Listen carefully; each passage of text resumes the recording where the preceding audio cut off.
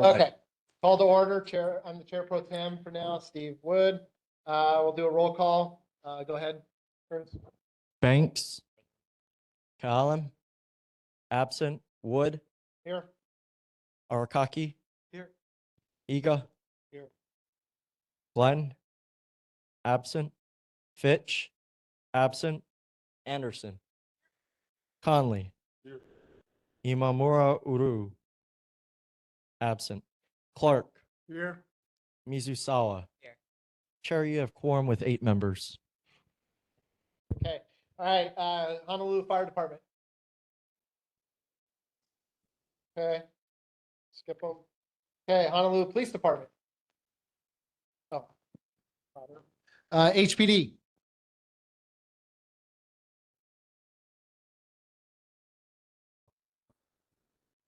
Okay. Skip. We'll come back to them because there are some things that residents have hit me with over the break that need to get their attention. Okay. Let's go ahead and start doing the initial convening business, filling vacant seats. All right. So interested residents must bring current proof of residency to the board meeting or contact neighborhood board assistant Curtis. Subdistrict 1, we have Halava Heights, Halava Valley, and Ford Island. We have 1 vacant seat in there. Anybody who is in subdistrict 1 in those 3 locations I've mentioned want to participate in the neighborhood board? Okay, I would like to make a motion to make that an at-large position. Is there anybody that would like to second that motion? Second it.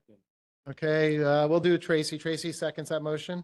Is there any objections to making that position an at-large position? All right, nothing heard. That motion is approved. Okay, so now that the position's an at-large position, is there anybody who would like to fill that vacant seat for an at-large I'm position? sorry, the neighborhood commission would need to vote on that. Oh, would they really? Right, Okay, so we have to defer that to next meeting? correct. Okay. Well, we do have a commissioner here. Are you gonna vote? You have 2 Okay. volunteers in person for subdistrict 4. Okay, we have 2 volunteers. So subdistrict 4 includes Newtown, Royal Summit, ʻAiea side of Kahaumu. Thank you. Okay. It's my whiteness coming out in me. Okay, the 2 residents or 2 volunteers, please, one of you, please stand up. Okay, go ahead and state your name, sir. Okay, can you come up to the microphone, please?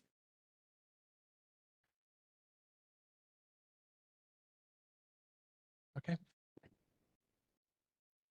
Casimir Ferguson. Okay, and Mr. Ferguson, why do you want to join the board? I feel it's a good opportunity to represent my neighborhood, Newtown, and the surrounding areas to ensure that I can pass along to our neighbors what's going on within the ʻAiea community. All right, great. All right, is there anything else you would like to share with the board before we take a vote? Well, I look forward to getting your vote and to being on this board so I could properly represent District 4.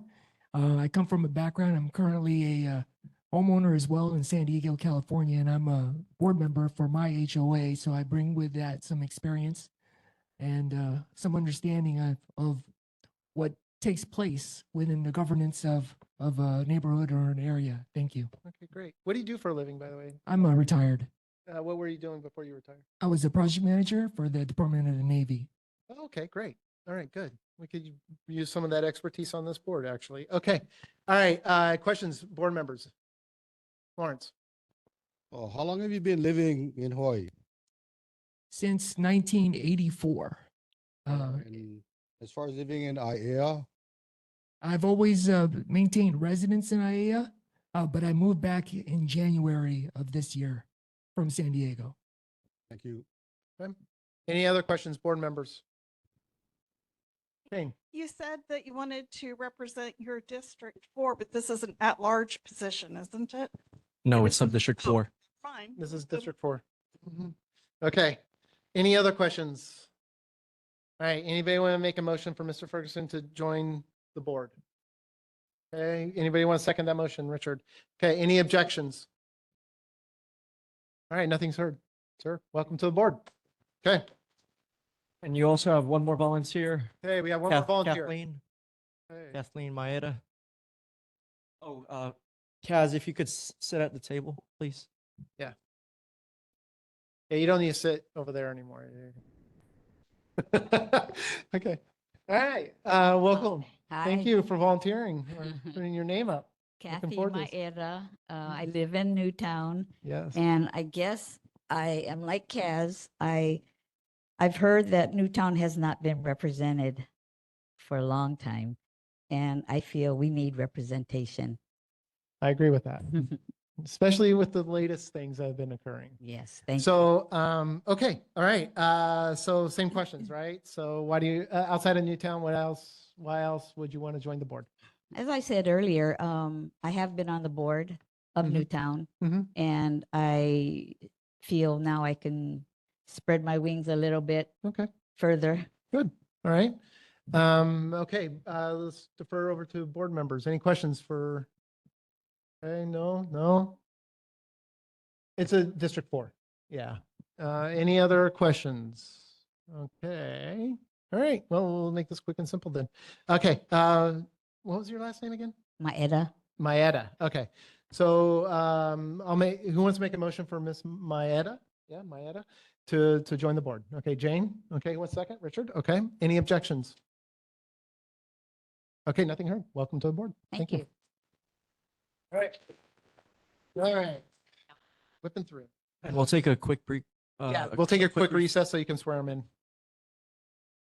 Again. Okay, election of officers. So we'll start with the election for chair. Anybody want to make a motion for elections for chair? Chief? Oh, me. Okay. All right. Anybody want to second that motion? Tracy? Okay. Okay. Anybody object to that? It's your time to speak. Okay. All right. Thank you. And guess I'm chair again. Okay. Vice chair. Anybody want to make a motion for vice chair? Nominate Richard. Okay. Anybody want a second? Okay. Let's get you on record, Jordan. Okay. All right. Outstanding. Okay. And any objections for Richard to be vice chair? No objections heard. Okay. Moving on. Secretary. I think currently it's Ron, right now? Oh, Tracy. Sorry. Okay. So Tracy, any object or God, get ahead of myself. Anybody want to make a motion for secretary?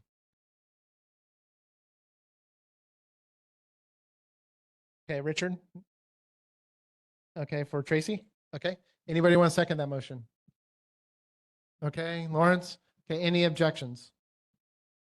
Okay, nothing heard. All right, and treasurer. I think that's Ron, right? Ron's treasurer, right? Yeah. Yeah. Okay, and Ron's not here. So how do we do this can we still elect him even though he's not here? No. No. Okay. So you'll go? Okay. So motion for chief to be chair, or I'm sorry, chair. I am really I'm batting 1,000 tonight. Treasurer. Anybody want to make a motion for that? Okay, Tracy. Okay, anybody want a second? Okay, Jordan. Okay, and any objections? Okay, nothing heard. All right. Keep our finances. Okay, all right. All right, determination of regular meeting date, time, location, and online WebEx options. Okay, so do we want to keep the regular meeting date on the second Tuesdays of every month? Anybody? At 7 p.m., yes. Here at the ʻAiea library. Question. Sure. I noticed as far as decisions made at the Capitol during session, Mhm. seemed like we're always 1 week late. Yeah. Is that my imagination, or are we usually 1 week late when I things? feel like I think you're spot on here, Lawrence. So if that's probably what's going on, can we make our meeting 1 week prior so we're not? So the 1 week first late Tuesday of every month? before the next session makes their rulings. I'm not sure how that would work out. Doesn't happen again until January.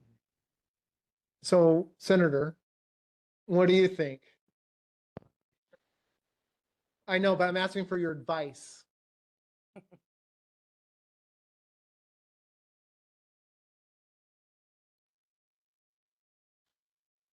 Great evening, Chair and Vice evening. Chair, members of the public. I'm Brandon Elefante, representing from the State Senate. So it really depends on what the board wants to do. Session begins the third Wednesday in January. Okay, And just know sometimes we're not always able to come, but we will do our best to send staff.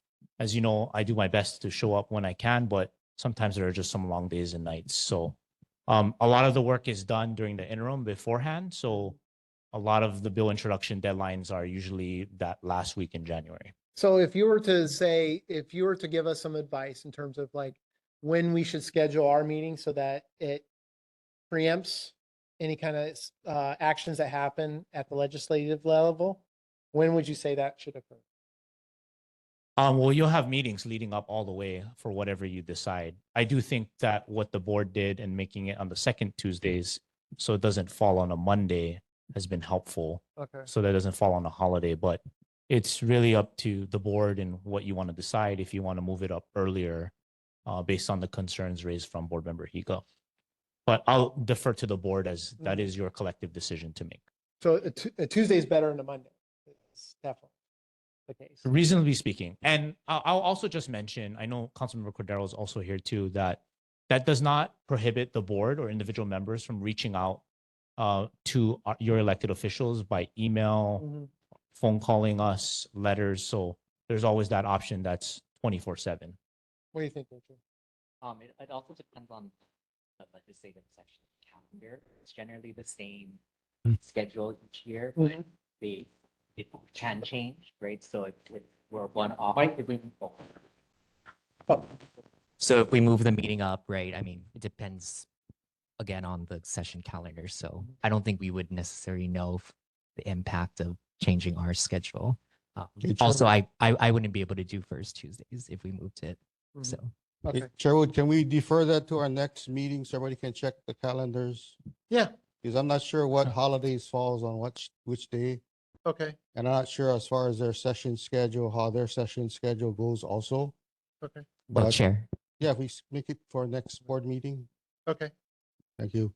the session calendar doesn't come out till right before January though. So Okay. yeah. So we're gonna have like a 6-month period now, or 5-month period now that we're not gonna know what the calendar is gonna look like. It normally follows a year prior, right? Not necessarily. No? No, if I may, board member Higa and chair. So Vice Chair Mizusawa is correct. The Speaker of the House and Senate President and members have to agree on the calendar, which usually happens in late December. So for simplicity purposes, do we want to keep it the way it is now and then we can revisit it come January? Sure, Okay, sounds good.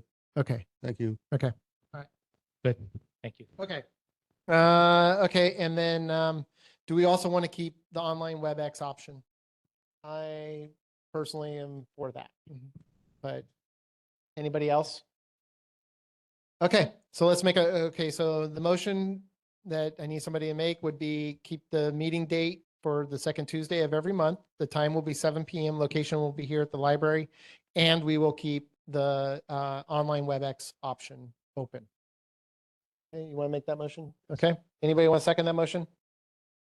Okay, Tracy, any objections? Okay, nothing heard. All right, moving on.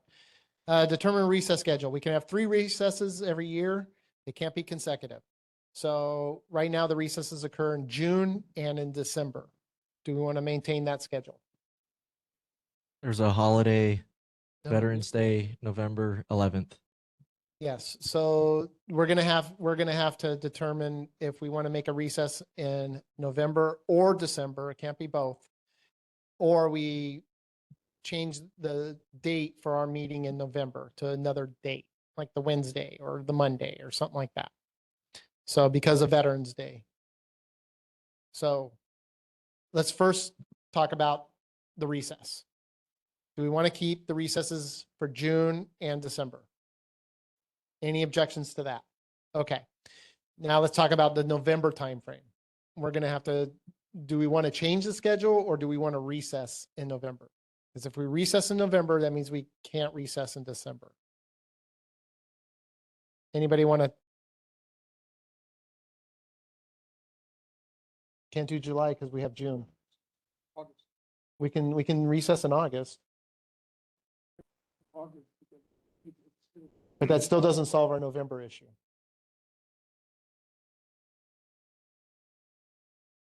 November, we have Veterans Day. We're on Veterans Day when we do this meeting.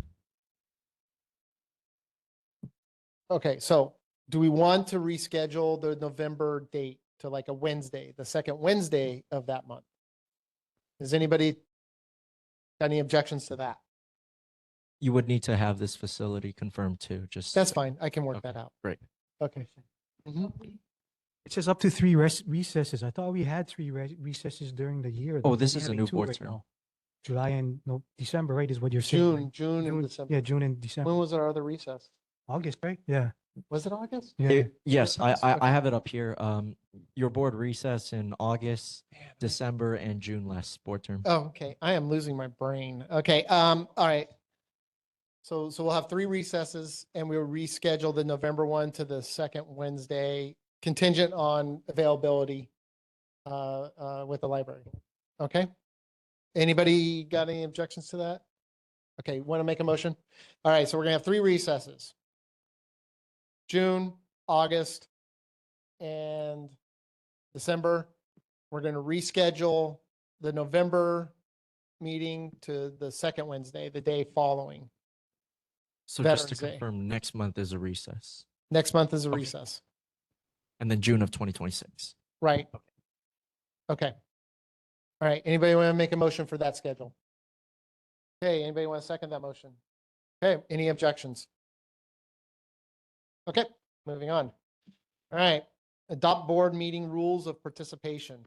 Explain like this, I don't understand. The rules of participation is on the agenda. If you want to keep it the same, or if you want to change it. So does anybody want to change the agenda the way it is in terms of, I mean, this is kind of a fluid thing we change on to Just some keep- degree. Keep comments under 3 minutes and keep reports to under 5 minutes. Okay, so we're talking about that. Okay. Correct, yeah. So does anybody want to extend the time or change the times in terms of like city reports, residents reports, community concerns, board business presentations, any of that? Anybody want to change the times? Okay, so motion to keep the time limits as they are. Anybody want to make that motion? Okay, chief. All right, any second? Okay, got Richard. Okay, any objections? Okay, moving on. No objections heard. Let's get through this stuff. Okay, request for neighborhood commission to change the representation of members on neighborhood board number 20 from sub-districts to district at large. So this goes back to the sub-district 1, and we've already talked about that. We're done with that, right? Unless you want to change all of your sub-districts into at-large. Oh, well, that's a good question. I mean, how does people, okay, so here's the argument when we have sub-districts and we have at-large. When we have at-large, there can be an overrepresentation in some districts that might not represent other districts. For example, you could have 15 members of Halava join the board and there'd be no representation for Newtown, right? I like the idea of having sub-districts so that those sub-districts get representation for their concerns, because what happens in Newtown clearly is different from what might happen in Halava or what might happen in Fort Island or some other place. So I recommend that we still maintain our sub-districts, but it's also good to have at-large as well to fill the vacancies that are needed to be filled. We have 15 members of this board and they need to be filled. And so having at-large positions allows for that to occur, where having all sub-districts doesn't necessarily allow that to happen. So does anybody want to change any of the positions from sub-district to at-large or vice versa? I would like to just add, having been on this board now for 26 consecutive years and have seen how other boards work with the at-large system, I have to agree with what Chair said. We need to keep all of these sub-districts. Any other comments, concerns? I have a question. Yes, go ahead. Is when it's chosen to be at large for a district, is it just for appointments or is it also for elected positions? Elected positions too. Okay. Thank Yeah. you. So when it becomes an at-large position, like everybody can vote on that particular position, not just that particular district. Yeah. Any other questions? Okay. Anybody want to make a motion to keep because we already voted on that, taking the Okay. sub-district 1 to at large. So that sub-district 1 is just for this board term, right? Correct. Okay, I'll send a request over. There does not need to be a motion Correct. to keep the status quo. Okay. All right. So we just keep the status quo and then no motion. Okay, perfect. Okay, let's move on. City reports, Board of Water Supply. Got through that in 22 minutes, man. It's amazing. I know. I Good did it evening, 20 minutes Chair last. Wood, members Okay, of the Tracy. ʻAiea Neighborhood Board, members of the ʻAiea community. I'm Tracy Burgle with the Board of Water Supply. First of all, I'd like to congratulate the returning board members as well as the new board members. Thank you very much for your service to this community. I will try to make this fast because I know you have a packed agenda. Our monthly report, I'd like to report that there were 2 main breaks reported in this neighborhood board district last month. One was on Hulumanu Street and the other was on Kalike Place. July is Smart Irrigation Month. And so this is the beginning of peak demand for outdoor water use as the summer heat kicks in and sprinklers go into overdrive. So we've got a bunch of tips for you to be water smart this July. Check for leaky or misdirected sprinkler heads. Water early in the morning to reduce evaporation. Attach a shut-off nozzle to your garden hose to avoid waste. Install a weather-based irrigation controller, which is eligible for a Board of Water Supply rebate. Capture rainwater in a rain barrel that's also eligible for a Board of Water Supply rebate. And you can get more tips at boardofwatersupply.com/irrigation. I have a couple of other announcements. Board of Water Supply started a water system improvement project on Kahilinai Place and ʻAiea Heights Drive. For more information, there's a hard copy on the sign-in table. We also started construction on our ʻAiea 497 exploratory well project, and this is on Kalawina Place.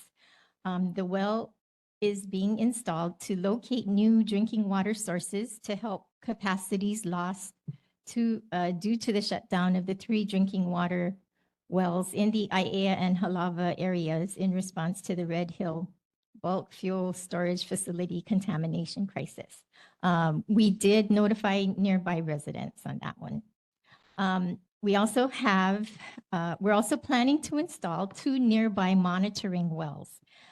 They will be put within the ʻAiea field annex across the high school.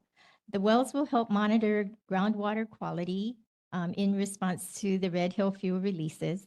And we're holding a community meeting here at the ʻAiea Library at 6 p.m. on July 29 to share more project details and to respond to questions. Again, for more information, you can pick up a copy of the information sheet on the sign-in table.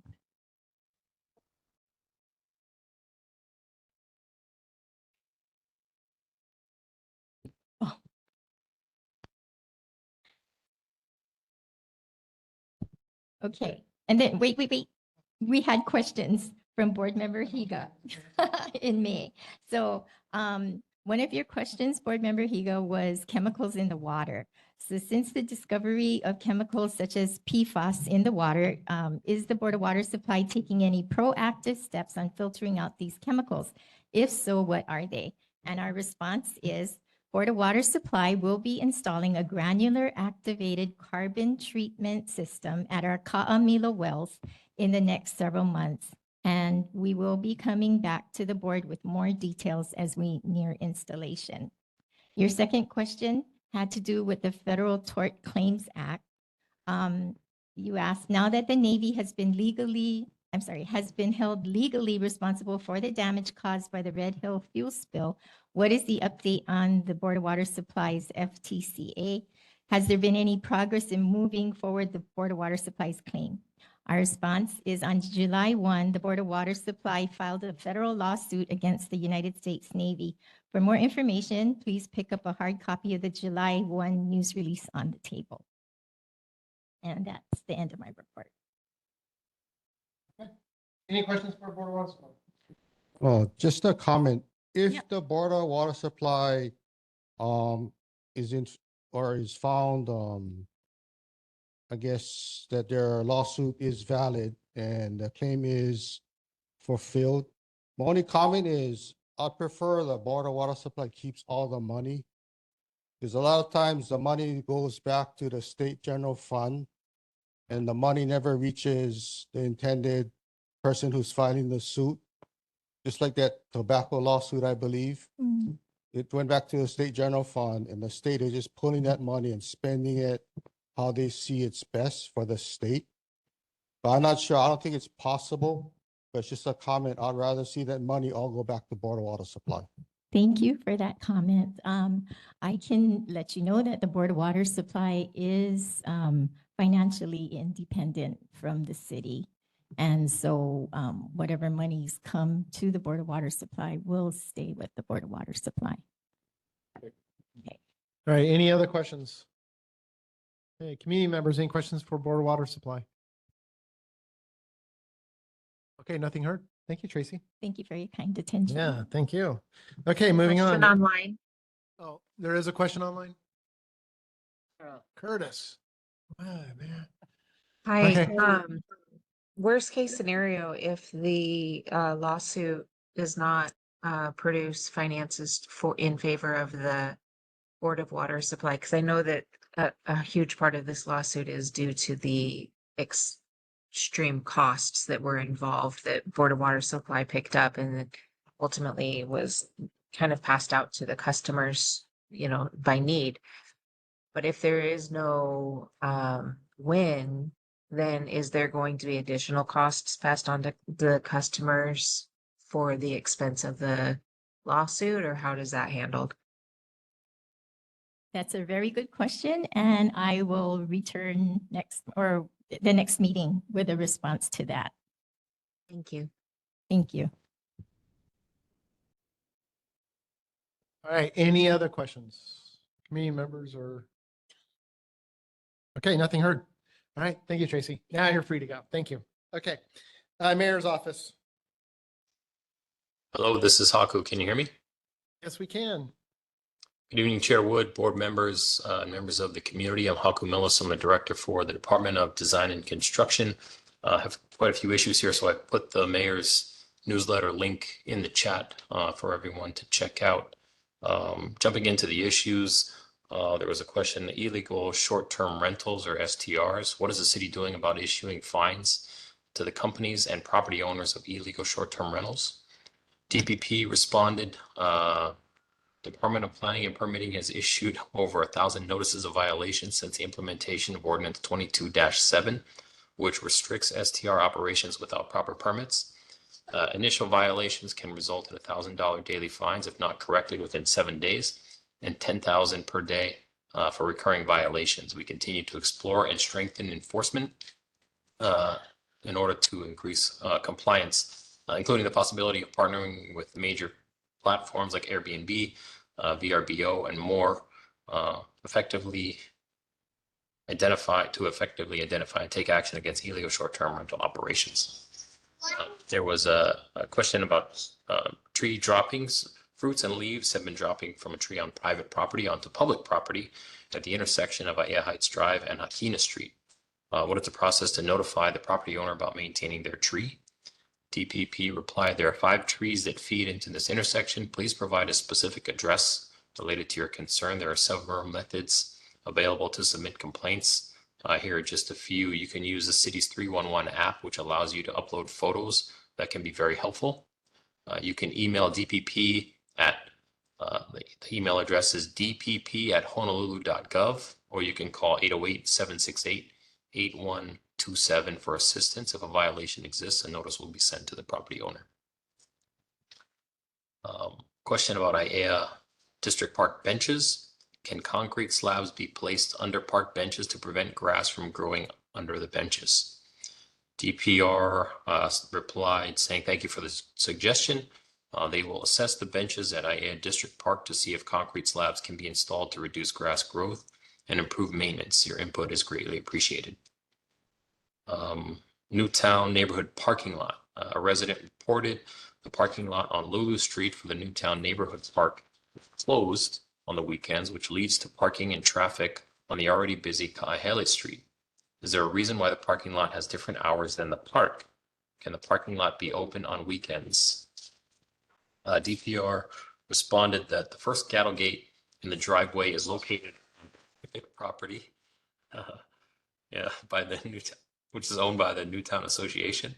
Parking lot is under the jurisdiction of the Department of Parks and Recreation. DPR staff met on site with the head of maintenance of the Newtown Association on May 22nd. Although no formal agreement through an MOU has been finalized yet, both parties agree that the driveway gate and the parking lot gates are to be open during park hours, weekends, and especially during permitted activities such as baseball events and dog obedience classes.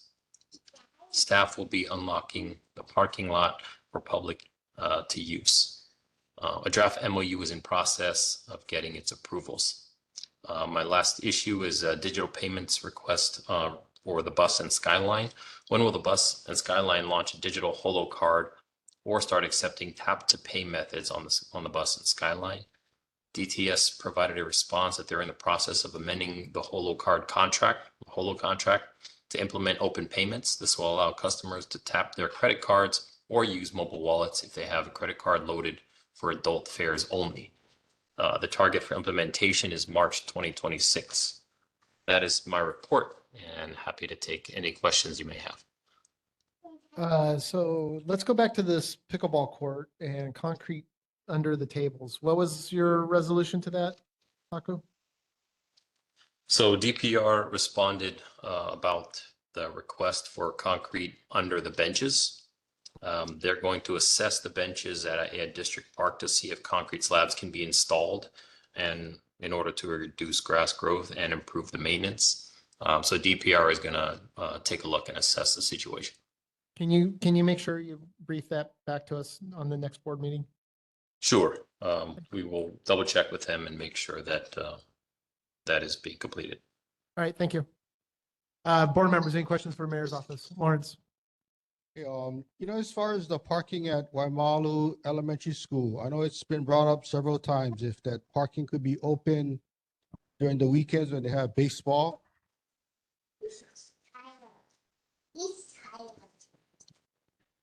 And the Waimalu Elementary School, it was requested several times if the parking could be opened up during the weekends for baseball. They have Little League over there. Because right now what's happening is people are parking on that main Maunaloa Road, and it's a hazard to get in and out of their cars because the traffic is very high in that area. What is the status on that? Yeah, so the report or the issue that I have listed is the parking lot on Lulu Street. Your request will be added to the report, and we'll double check with Parks on that issue and get back to you.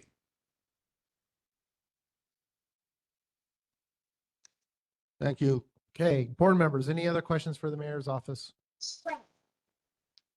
Okay, nothing heard. Community members, any questions for Mayor's office? Okay, nothing heard. All right, thank you, Haku, for your report. Much appreciated. Thank you. Okay, moving on. Councilmember Cordero's office, or Councilmember Cordero. Aloha, Aloha. neighborhood board members and community neighbors. My name is Radiant Cordero. You're a council member for Council District 7. I would like to congratulate all the neighborhood board members for winning their elections, and especially welcoming the new neighborhood board members. We have board member Conley as well as board member Banks, and of course congratulating Chair Wood, Vice Chair Mizusawa, Secretary Arakaki, and Treasurer Clark for their positions as well. I do want to note that I did send a mailer to those who are in my district. I apologize. Some people maybe kind of like Senator Elefante, where he may live, may not receive some of those mailers because some of those post, every door direct mail may not reach you. If you do not have it, I would like to direct you to our honolulucitycouncil.org website. You click on my face and then you'll have all of our resources there. You'll see all the legislation we have. You'll see all the project or main project updates we have in the district, as well as all my mailers, newsletters, testimony I've submitted. You'll see literally everything. Anything that comes out from my office, it's uploaded. So I want everyone to see that. I do also want to have resources out there for you, and that's what that mailer provides. I know that not everyone on the board receives that mailer. So if you would like, I may be able to bring it to next meeting. It has some QR codes, a lot of links, as well as phone numbers for your availability, because I don't want you to have to wait for me or Councilmember Okimoto or our teams to get back to you. We want to have those resources at your fingertips. So for our new board members, I represent the areas for a good portion, actually majority of ʻAiea, and my district goes to Kapalama as well. So basically Waimalu stream. Oh, sorry, I forgot to congratulate our newly appointed members as well. Congratulations. I feel like you folks have been coming here already and been a part of our conversation. So thank you for being a part of this. Next up, I wanted to note that we do have new committees. So you can see our schedule here for the month of July. I do want to note, I have 2 full pages, not full, 1 full page as well as a quarter of a page of responses for community concerns. Everything from DPP as well as traffic signal, timing signals, as well as overgrowth on ʻAiea Heights Drive, the cleanup on Hikaha Street, as well as sign replacement on Kahua Place, which has not yet occurred yet. But I do want to highlight that right by us, by Uluna and Kulawea Street, that the Department of Transportation Services has been monitoring the signal, and they are looking to, they'll be looking at the congestion. We know that the congestion isn't happening as there's no school hours yet. So they'll be monitoring that, and I hope to have a response to you all then. I'll put my phone there. And if you have any questions on any of these updates, please email, call my office, hit me up on Instagram, because that's where a lot of ʻAiea residents seem to be doing so, which is interesting. Next, I do want to recognize that our first ever Civics B winner from Honolulu, from Oahu, is from our district. He is Riker Perales from Wanalua Middle School, and he's the 2025 National Civics B Hawaii winner. And it was so cool. We got to have him at our city council and honor him. And I just hope he'll continue learning about our civic government, especially our local government here at the city level. Next up, on the next page, I do want to highlight, if you know anyone from ages 14 to 24 years old, I am looking for a representative, a Honolulu Youth Commission representative. So you'll see the, not conditions, the requirements for who could be a youth commission applicant. So I'll be, once again, 14 to 24 years old, reside in Council District 7. Once again, go to honolulucitycouncil.org. When I first came onto the council, I requested that we have a finder council member. So you'll be able to put in the address and submit that request. And then if they are 18 or older, they must be registered to vote. So take a look at that. Forward this over to anyone that you know that is 14 to 24. Okay, next we have budget highlights. I'm not going to go over them, but if you happen to have, if you do go on my website, you'll be able to see all of this as well as on my Instagram through a budget highlights video. Next page, you'll see the new committee assignments. A lot of things were happening at the council, so there are changes. So take a look at where I get to sit where I get to be a member, I guess be a voting member, because every single council member still is a member of every single committee. So just wanted to note that. And I do want to highlight, along with the Stay Connected on the first page, I note that you can get, oh shucks, I guess I don't. Well, I guess if you go to my website, you'll be able to get my e-newsletters. I did highlight, we talked about short-term rentals. Director Millis responded on behalf of DPP, but they had a presentation in one of our committees, and I added about 2 other presentations to the very top of our e-newsletter. We send it out on the last day of the month, or maybe, well, depending on if it's a holiday or weekend, we'll send it out basically at the last day of the month, last working day of the month. And so I really just wanted everyone to look at that update, because it updates about the backlog. It has an update, a further update on DPP's announcement on their innovative permitting software for zoning, site development, and planning applications, as well as their tackling of short-term rentals. So please do sign up for my e-newsletter. I'm trying my best to get continue to share that with everybody. And if I don't see you at any of my pop-ups, like at the parks or anything, I'll see you next month at this neighborhood board meeting. Thank you. Board members, any questions for the council member? Lawrence? You know, you guys are planning on putting in security cameras at Salt Lake District Park. Does that include lighting improvements to light up that area?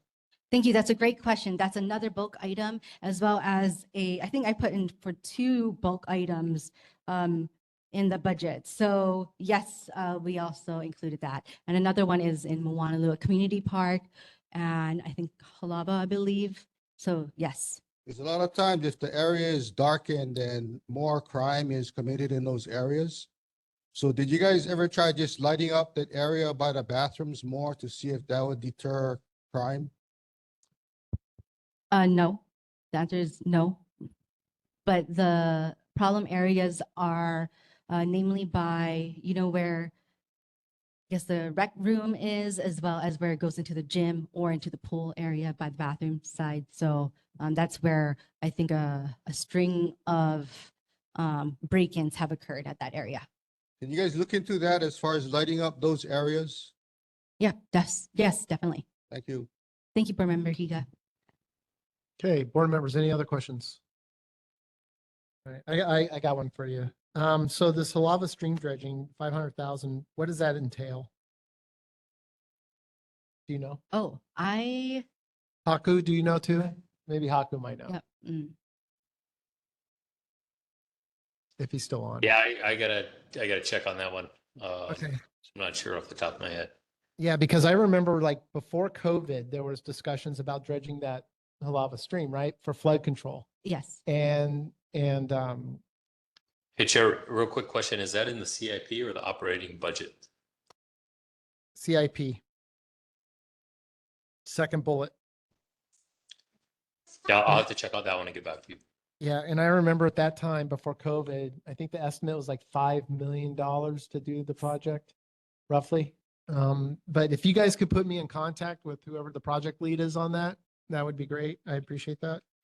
And then I would like to find out what this $500,000 does entail, because this actually came up in a conversation that Councilmember Cordero and I had with the Halava View 2, I think is what it's called now, right?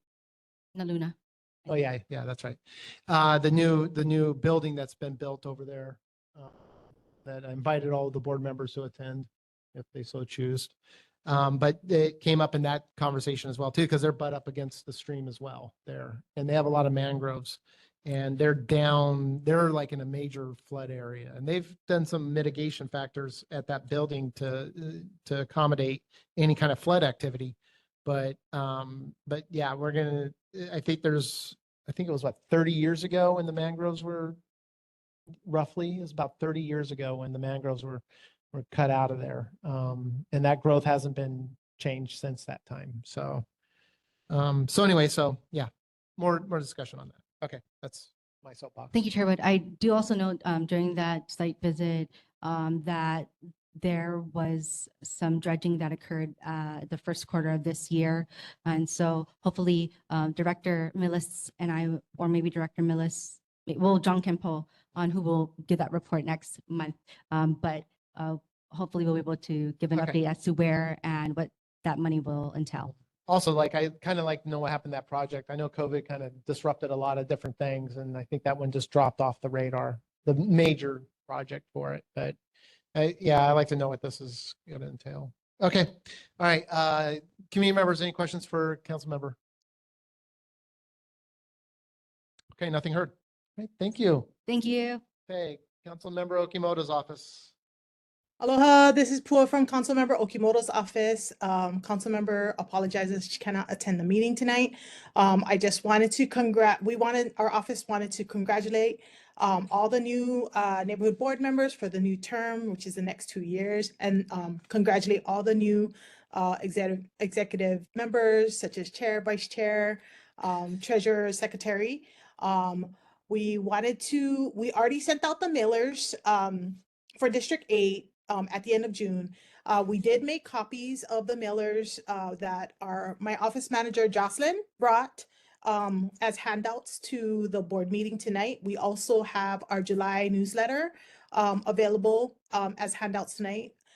We also, if you need more information for people on WebEx, we have the links in the chat for both June and July newsletter, and also some important websites and links that you can go to in the chat. The other thing is for 2020, for the new 2026 fiscal year, council member is chair of budget and vice chair of infrastructure and transportation and technology. So we changed it a little bit throughout with this new fiscal year that came up. And then right now we had a recess last month, we didn't have any new concerns. So I'm happy to take any concerns back to our office and follow up on that. Does Okay. anybody have any questions? Board members, any questions for council member Okimoto's office? Okay, nothing heard. Community members, any questions for council member Okimoto's office? All right, nothing heard. All right, thank you. Thank you for. Mahalo, everyone. Have a good night. And I'll still be online for the rest of the meeting. Okay, great. Thank you. Okay, moving on to community reports. ʻAiea Community Association, Claire is on the mainland, so she will not be doing it. She did ask that we maybe come back to them around 8:30. So it's in 40 minutes. So if we have time, I will do that. Okay. Barring that for now. Hawaii Department of Transportation. Okay, so who can represent the transportation department? Anybody? He'll be there next. Okay, can we maybe I'll just send him an email. I don't know. Yeah. We have. Yeah. Actually, I don't want to bother the senator with this. I'll do it. It's in regards to some overgrowth occurring on where's my phone? Coming off the freeway on. Never might have filed it. Yeah, Haliconia. Yeah. So there's some overgrowth occurring there that's causing cars to have to park out more into the street area, but that overgrowth is occurring on the freeway side. Okay. So probably somebody from state needs to go out there and clear it up. That's all. Okay. All right, moving on then. Pearl Ridge Shopping Center.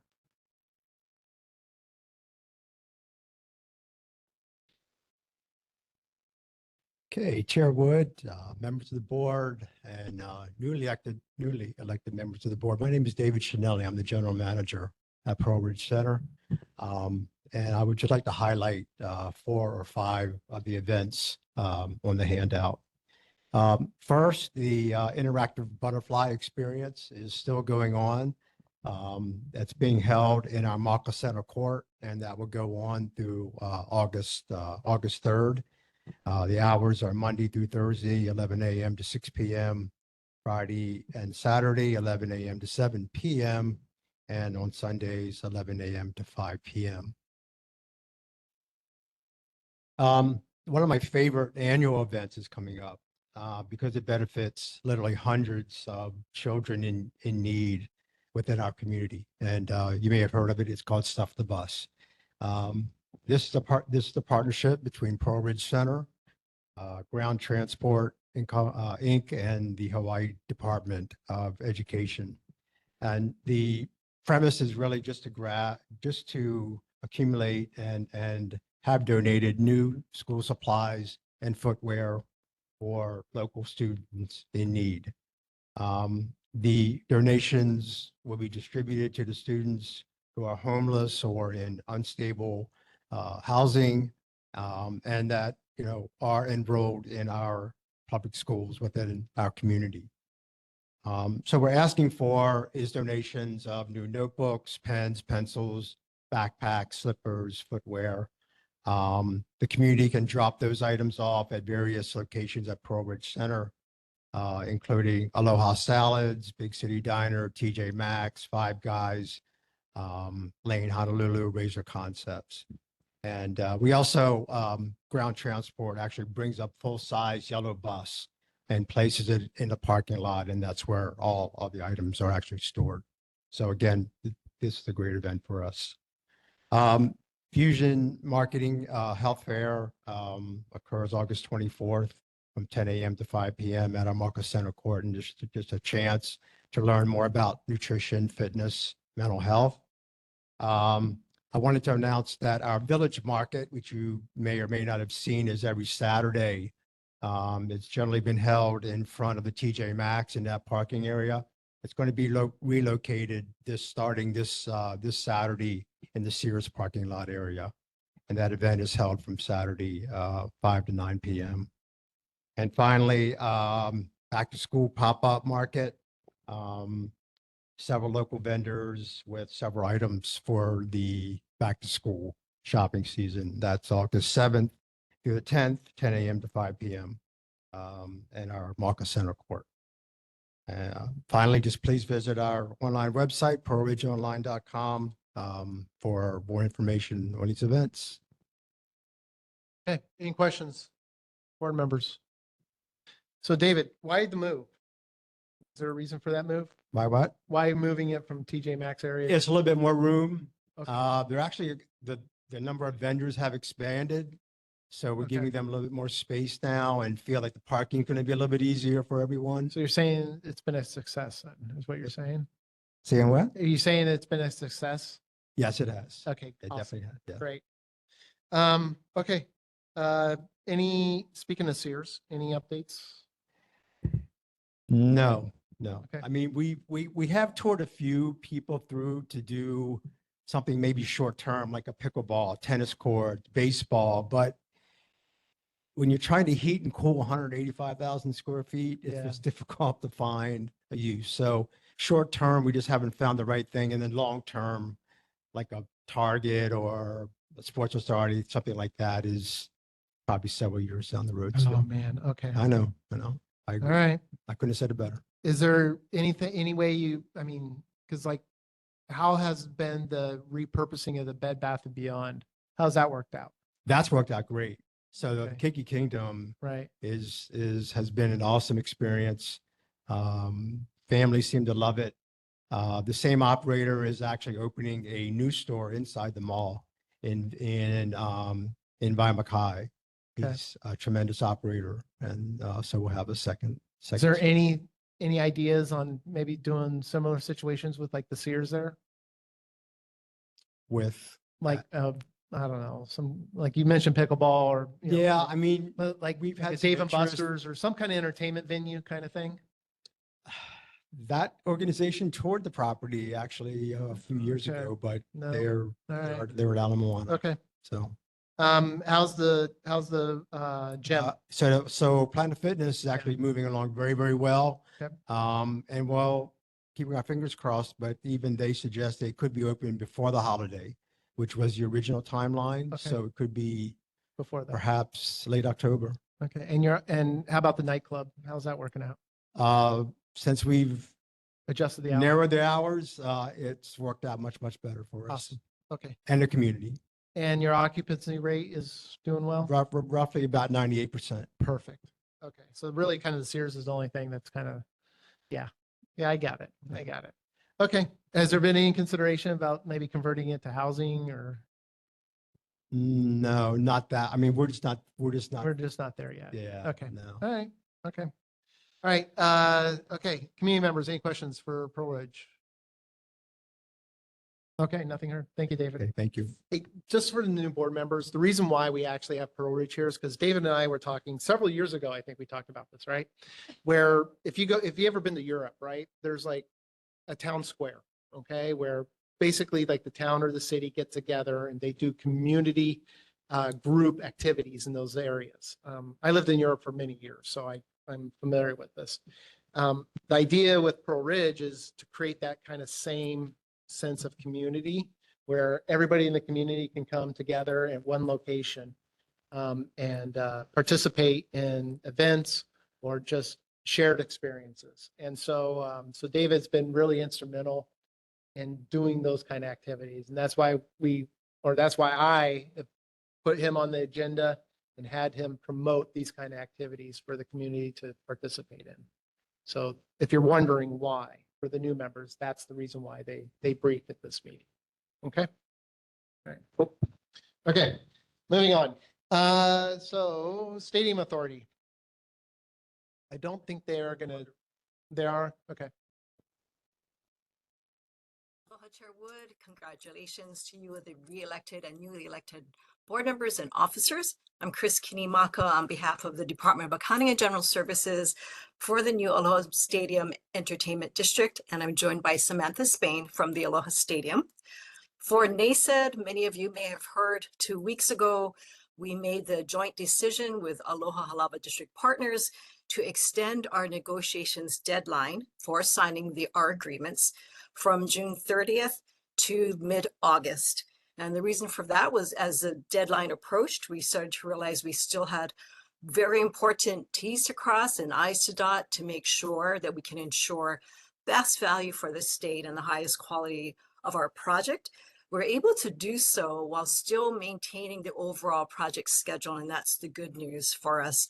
So all of the hard work that we're putting together is really to help us hit the ground running, making sure we didn't just artificially rush the project agreements through so that we can be in alignment and not have to go back and correct or revise all of our plans to move forward. We have completed the hazardous materials, the structural analysis and other due diligence items. So the design work for the entire district and the stadium is moving forward. The great news is we're also maintaining our efforts on the parallel work for the demolition of the stadium. That is also looking to still be on target for the end of August. And I want to give a quick shout out for Haku to take back to Mayor Blangiardi and the City and County of Honolulu and all of the department heads, because your efforts are helping us stay on time and keeping our work moving ahead. So mahalo. We also have work on site that you're going to start seeing soon that Sam can share a little bit more on. We're moving ahead where there's swap meet relocation to make sure all of the partners are out of the way when the demolition starts. And we're also working on setting up the temporary office in trailers so that the office people are not in the building when the demolition begins as well. So with that, I'll go ahead and tag Sam to go ahead and give her update as well. Thank you, Chris. Good evening, everyone. Yes, so Chris said, my name is Samantha Spain for the new board members. I take care of the advertising, marketing, and PR for the current Aloha Stadium. So as Chris mentioned, we are moving along with the renovations that have been going on for Upper Halawalat. So you'll see that we restriped everything as we start to prepare for the move of the vendors. So we still have a few more contract work with our MEI, with our MEI contractors that'll be happening over the next couple weeks. We are also working with our stadium maintenance crew to continue preparation in both the upper and lower Halavalots for that move. We have just completed all of our premium and our standard vendor lotteries with Sodexo. So everyone has been placed. I know there was concerns earlier if there weren't going to be enough stalls, what happened to the vendors. So we are happy to report that we do have enough stalls and that we have been able to accommodate our current vendors. We are looking at different creative ways for Sundays, which is our busier time. So that's normally when we have anywhere from 600 to 700 vendors. And then we have a lot of dailies that show up. So that's something that we are looking to address to see if we can create a ʻAiea weekend where we have vendors come on Saturday and Sunday. Other than that, I am open to any questions. We are still also, as Chris mentioned, looking to have this move happen in August. We didn't want to interrupt the vendors during one of their busier times. So we are working with the vendors. We extended it a little bit just to make sure that they are comfortable with their move. We didn't want to rush them and then have things happen and change. So the vendors are very happy actually for the delay. So we'll just keep in communication with them, but I'm happy to answer any questions about swap meet. All right, board members, Lawrence. You know, as far as the budget, I know originally it was like 350, and then they got another 50 mil, but I'm not 100% where the 50 mil came from. As far as the details, as far as what the state of Hawaii is getting when they sign this contract with the design build team, well, what exactly is Hawaii gonna get as far as the seating capacity, the amount of living units, the shopping complex? Because I know everything is being discussed, but as far as the exact details of, as far as what we're getting for our money, is that going to be disclosed to the public? Thank you for your question, Member Higa. Yes, that is where we're headed. So with this agreement signed, the detailed design can get underway. Our technical teams are meeting with Aloha Lava District Partners technical teams as well. As you're noting, you know, value of money and the cost for construction is a moving target. So they are nailing that down. We will be getting details from them, and you will start to see community meetings for them to meet with you to share more information on their conceptual plans and their designs, getting your information, getting you informed, excuse me, and getting your feedback on their plans. So everything we've done so far has been on the state conceptual plans. We're transitioning into their work as well. So design on the stadium is going to continue for the next year. So we don't have the final count. As you know, we're also looking for donations and additional means of financing. So we will be letting you know what's happening. We do have some minimum target numbers of seats, but that number is not finalized yet. We'll keep you apprised. All right, thank you. Yep. So refresh my memory. What did this developer brief us a few months ago in terms of seating for the stadium? I want to say it was like 30,000, somewhere around there, 20,000. So it was a max of 30 to 35,000. Right now they're looking at costing between 20 to 35,000. And that's where we start getting into really looking at the pennies and seeing how much we can get. Okay. Yeah. When can we expect Stanford Carr and the developer or the developers, because he is a developer, to be Yes. briefing this board? So once we execute the agreements, their communication plan comes into play.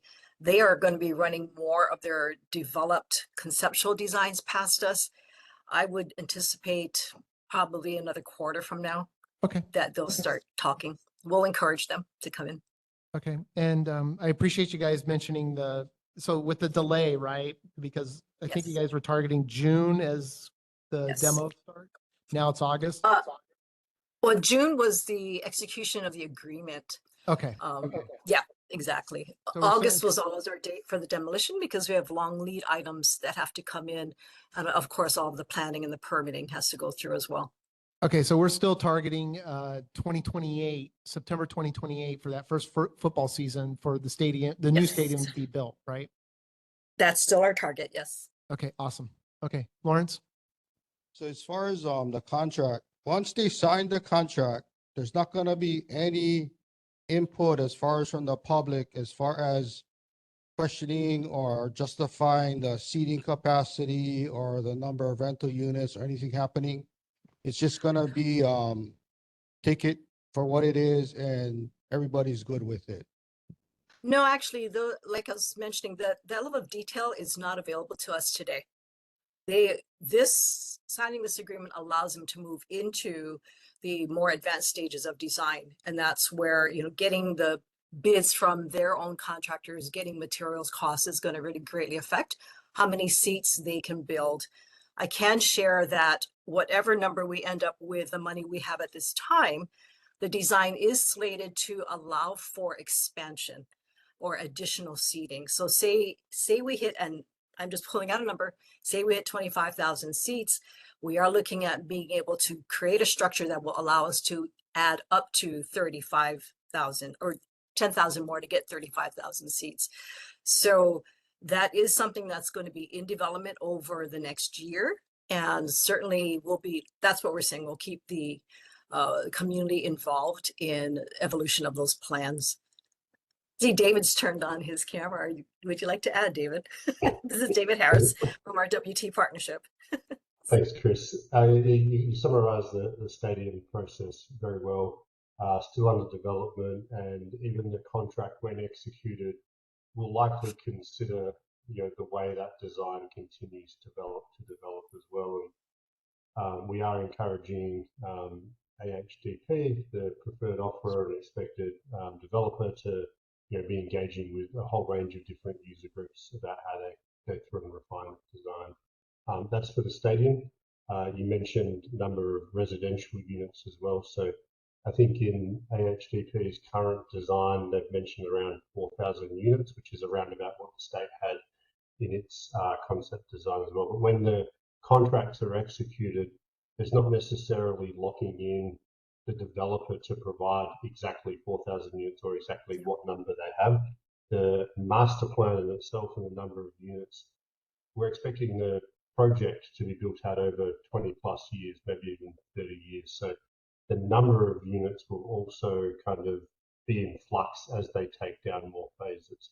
I know from a first phase perspective, they are looking at going kind of hard and building that critical mass, building that kind of core infrastructure to really get the district moving and moving well. And then they'll be reassessing year on year as they take down each phase as to what a sensible number of residential units will be. So when the contract's signed, it's not confirming that thou shalt provide 4,000 residential units or a specific number. That will also be evolved over time. And much like with the stadium, we are also encouraging the developer to come and meet and discuss with the community. They did have a briefing in January or February this year. Right now, I'm sympathetic to them. They're flat out doing all of the contracting stuff with the state. They do have some design work they're doing right now. There's a bunch of deliverables they need to provide to the state at the moment. So we are optimistic that they'll be looking to re-engage in the near future.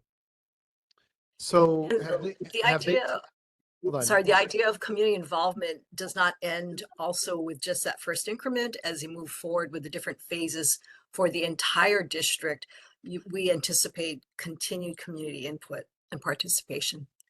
So has a developer found the funding yet for the initial infrastructure work that needs to be done? They are still working on working within the funding they have. They are still looking for additional funding. It has not been secured at this time. Okay. There's So that several could be. different tools. Go ahead. So there's several different tools available for that. They're just making sure they've got the right strategy to pursue that. And they're a developer. They want to do that in the most efficient way possible and use external sources where they can, and not have to put their own money in, which is an understandable and natural kind of way to go about these things. But as all the I's haven't been dotted and T's crossed on their financial plan for the infrastructure, which is again one of the things they're working on right now. And then Lawrence? as you probably heard in the press as well, the state partners are working hard to support their efforts. Right. Okay, Lawrence.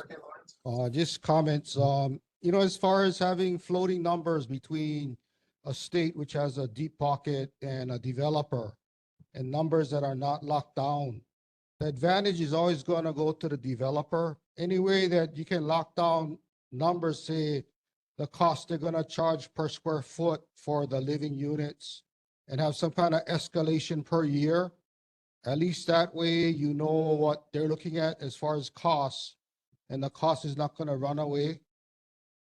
So I think there's two parts to that.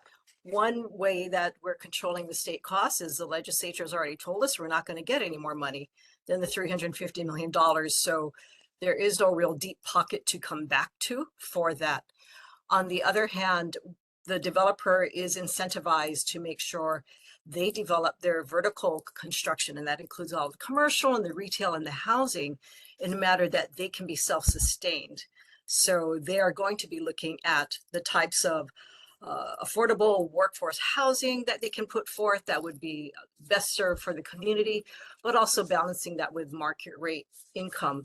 So those numbers, Senator Carr has done many affordable housing projects, and we're going to rely on him and his team and partners to make sure we get the best deal for the community. And just to add on, the $350 million, that's only going towards the stadium and stadium-related infrastructure. Any of the housing, the residential, the retail, the entertainment, the state isn't funding any of that. That's all funded by the developer. Just another comment, as far as the state or legislature is not giving any more money for the stadium, if we look back at history for our HART project, there was a $110 million change order that was paid, but they got a good deal. They only paid 90 million or 90 some million for this change order. There's another change order from Hitachi for, I believe, 324 million that the state has to fulfill, because I assume that the state defaulted on the contract, the construction contract with Hitachi. So there's always money available. It's just a matter of how much taxpayers need to pay for it. But I just want a good benefit from the costs that the taxpayer is paying. That's just the bottom line. So HART is a city and county project, just as a matter of fact, but for the $350 million, as David was saying, it is focused on the stadium itself. That stadium should be built in the next several years. We'll be locking down that cost as quickly as possible. Again, we're looking at alternative financing and donations as well to support any increase in costs for additional perks in the stadium itself. Okay, Tracy? Hi, Chris. Got a question. Having been a promoter of major events at the stadium, I did the international drift events for 2 years there and worked with E.K. Fernandez bringing in the monster trucks and the Hawaii State Demolition Derby Championship. Who is the targeted end promoters that you guys are going to be looking at to use the venue? Because things like the Pro Bowl will never come back here to Hawaii again. We revived the Pro Bowl, and their minimum requirement for seating capacity is 50,000. So right now, the contract allows for the developer to be the operator for the stadium. They have their own team. They have ASM Global who looks at the market. They're looking at obviously making sure the stadium gets used as many days as possible, 365 days a year. And so they're handling the primary marketing on that.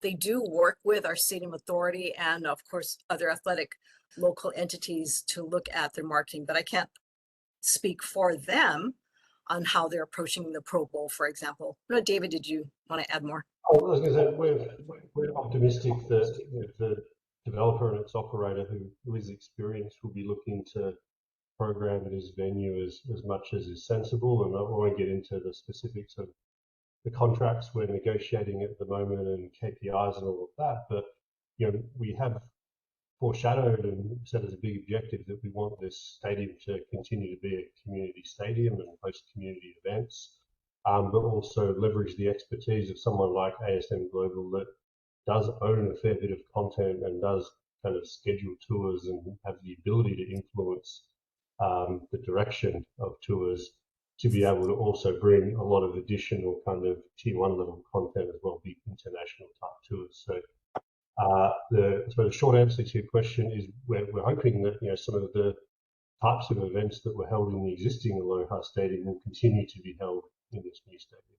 We're also hopeful that the new operator will kind of leverage its expertise and bring in a range of additional events that Hawaii might not have otherwise seen, but for them in this new venue as well. And I will also share too that when we started looking at the whole concept of building a new stadium, we looked early on at seating capacity. And we were told even at that time by the NFL that they'd rather have a fully filled 35,000 seat stadium than a 50,000 seat stadium with empty seats. The money comes not from the seating so much, as you probably know, it comes from, the contracts for broadcasting events and games. So 35,000 gets us into the sweet spot to really address the most local interests as well as events across the board, even international events. And that's the sweet spot we could afford and what we're targeting. Okay, board members, any other questions? Community members, any questions for Stadium Authority? All right, another good discussion on this. Looking forward to the developer and when they start briefing us on their plans and that happening. So thank you guys for your report. Much appreciated. Yep, mahalo. Okay, OCCC. Mahalo. All right, good evening, Chair Wood, new and confirmed members of the board. Congratulations, and members of the community. I am Bettina Maynard from AHL, here on behalf of the OCCC design team.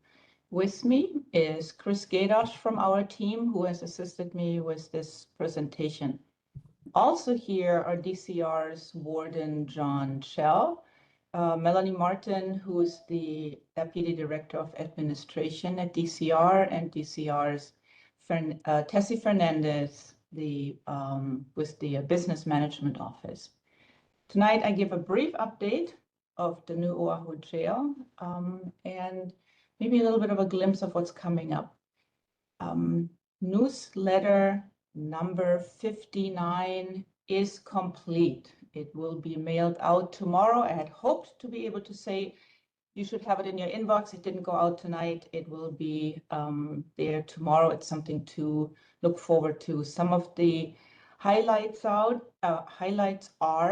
who is housed at OCCC, what types of classifications do the occupants fall into.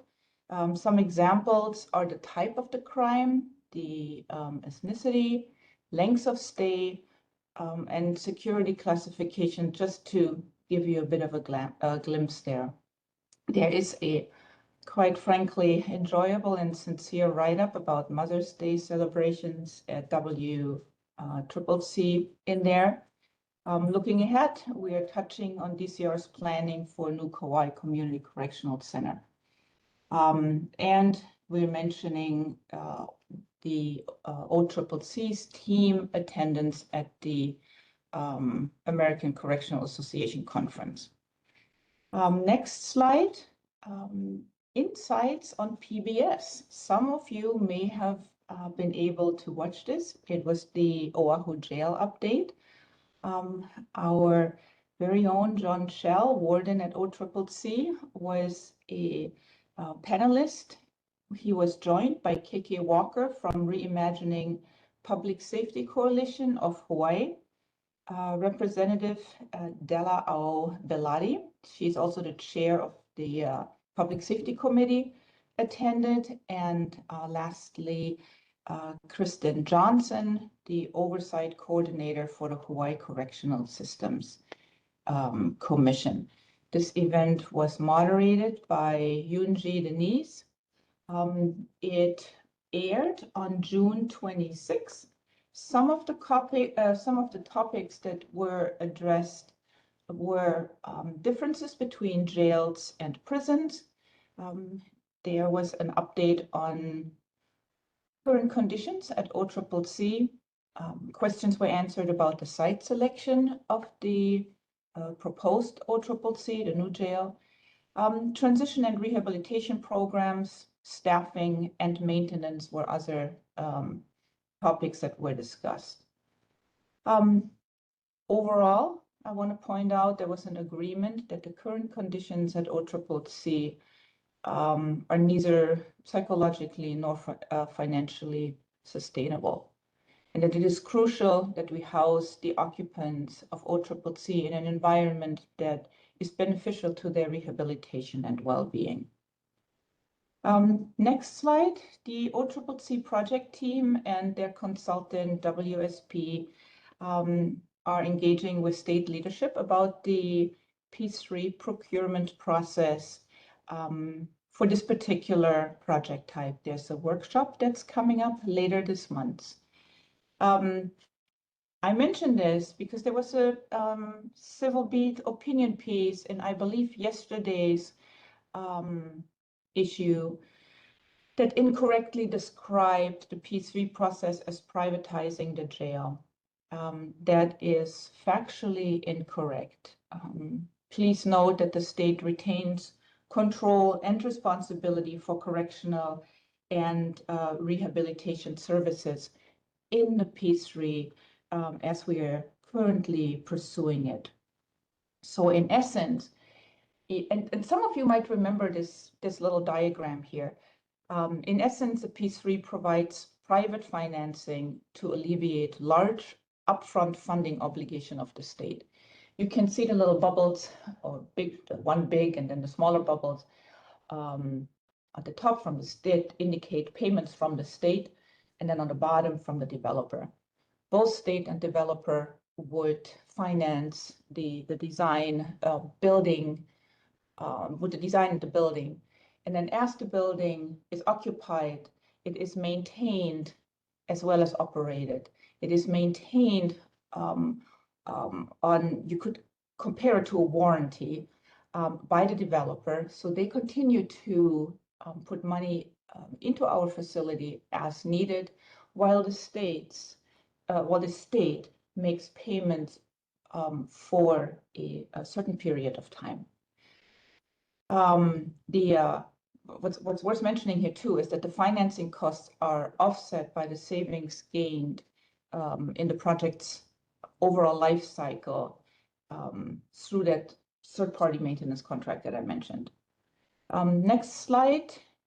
Looking forward a bit, the OCCC team is preparing to attend the August ACA conference in Denver. Representatives for our team will include DAGS, DCR, AHL, HOK, who is the correctional architect, and WSP.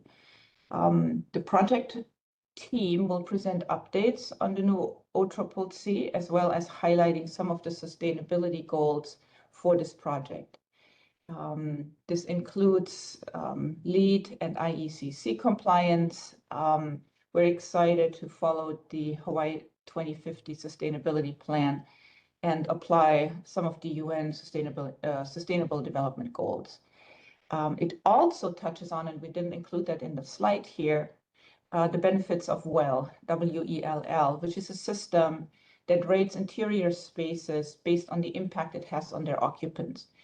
In this case, both staff and inmates. So we'll be happy to share that presentation when after the ACA conference. Last slide, here's our timeline. This is a reminder of where we are, the major milestones, and that dotted red rectangle there is indicating that we are in the third quarter of this year. Moving forward, this project will need continued broad support, and I want to say how much the team appreciates the opportunity to give brief updates at your neighborhood board meeting. It is much appreciated. Last slide, as always, is a link to the new Oahu Jail website. You can scan this or just type it in, and that is it for for us today. Are there any questions or comments? Okay, board members, any questions for OCCC? I don't see any questions. I have a couple though. Was there any resolution to the community concerns about like the transition housing and location of that and the busing and everything? Because I don't think we ever got a resolution on that.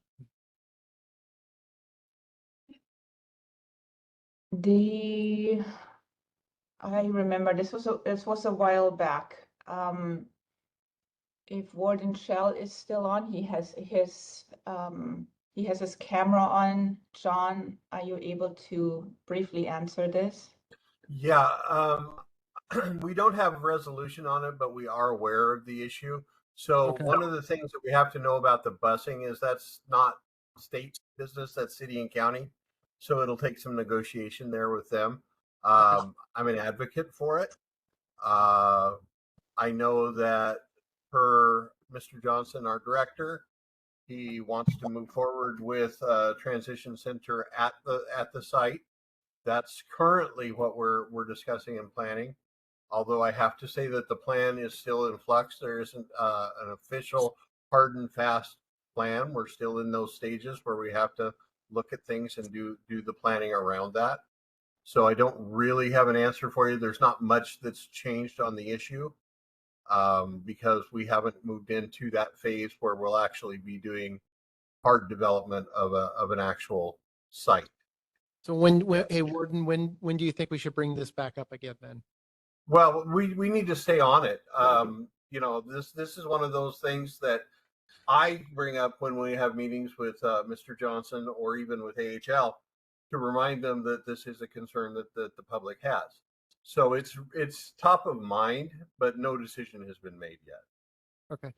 Also, I'm glad you're on, Warden, because we got a bunch of new members of the board. Plus, there's a bunch of members that didn't have the opportunity to do the tour of OCCC previously. And I was going to ask you when would be a good time, like just ballpark month, quarter, whatever, to be able to re-engage on that. Yeah, I'd love to have you guys come. I hate to stall you out too long, but maybe after the 1st of August, simply because I already have things booked all the way through July. So if you guys would be willing, we could do it before the next meeting in August. It would be fine with me. And that way you guys can have questions and comments, and we'll have even more to discuss, I'm sure, after the tour. Okay, so sometime in August then would be more. Okay. So board members, it was about a year ago, right, Warden, that we came through and did a tour? Yeah, so if you're interested in taking a tour of OCCC, which I highly recommend that you do, it's an eye opener. Please reach out to me. I'll give the warden the list. There's some paperwork you got to do, but it's pretty painless. And then I know Councilmember Cordero, myself, May, Francie, who's no longer on the board, but we all went, and it was a learning experience. You will come out of there with a different perspective of things.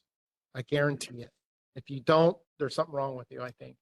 But you will come out with a different perspective of things. So highly recommend when we can set this up with the warden to attend. It's kind of like one of those life-changing experiences, honestly. Okay. Thank you. Thank you, OCCC. Community members, any questions? Okay, nothing heard. All right, thank you both for your reports. Appreciate it. And I'll be reaching out to you, Warden, on setting that up. Okay, so Navy, Department of Defense. Good evening, Chair. Good evening. Returning and new members and community.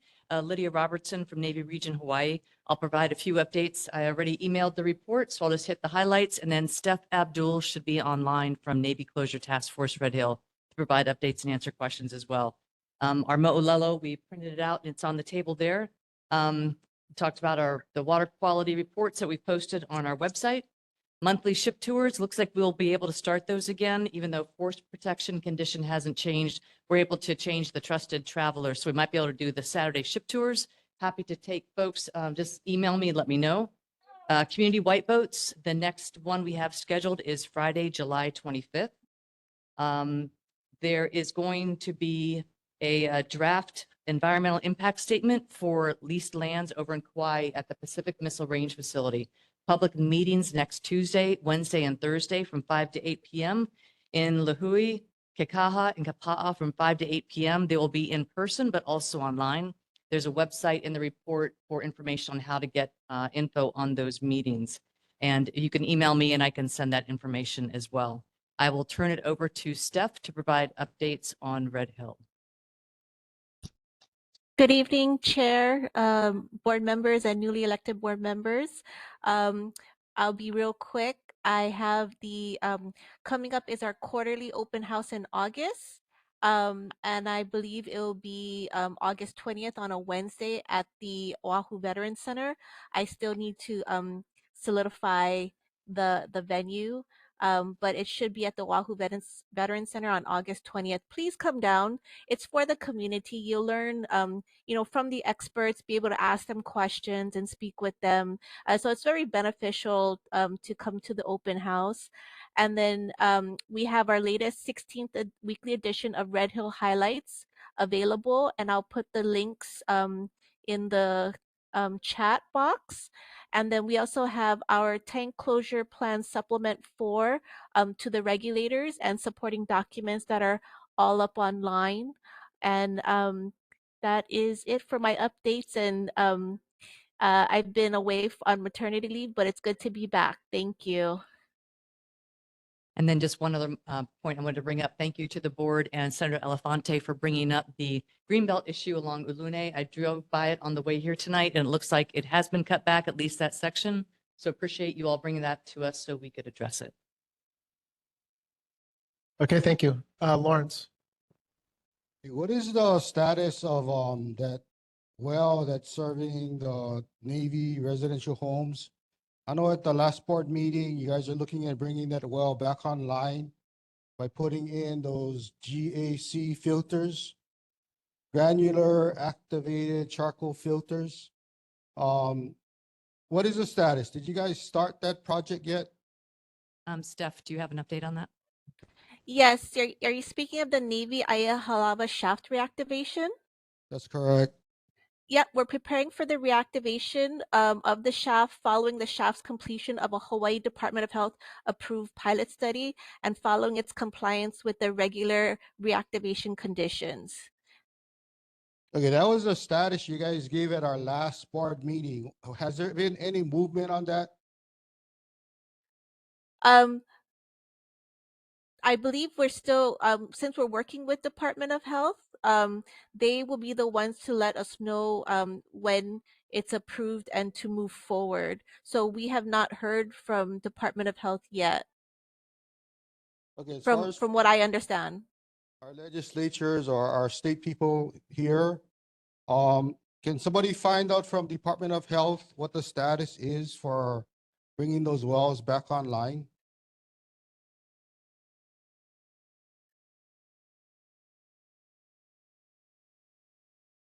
I'm not sure if she dropped off, but we'll take that and we'll look for an update to provide next Okay. month.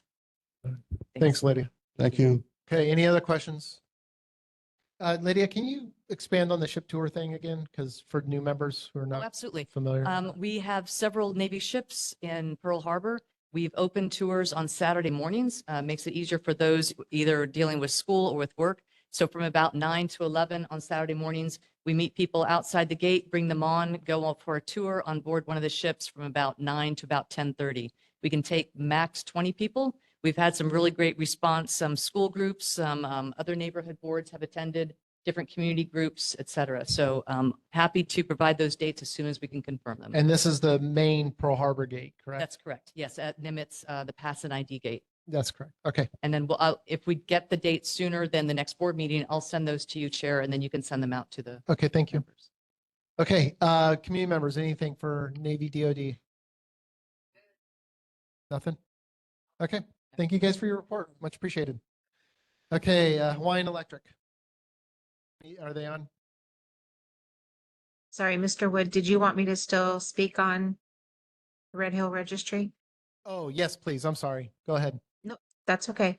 I wanted to kind of follow up on the Navy closure, Red Hill report. The Red Hill Registry, which is independent from the Department of Defense, is preparing to celebrate for our launch, official launch. There will be a big celebration for the community on August 2nd at Moanalua High School. It'll be in the courtyard out front of the cafeteria there. And it will be from 10 a.m. to 2 p.m. We will have fun things going on, family activities, and we will also be able to help people who haven't pre-enrolled yet, so prepare themselves for full enrollment. And we will also have many people there to kind of talk about resources that will be available to registry members and answer questions about the registry, the full 9 yards. So I just wanted to make sure that everybody knew about that. I'll repeat the details. It is at Moanalua High School from 10 a.m. to 2 p.m. on August 2nd.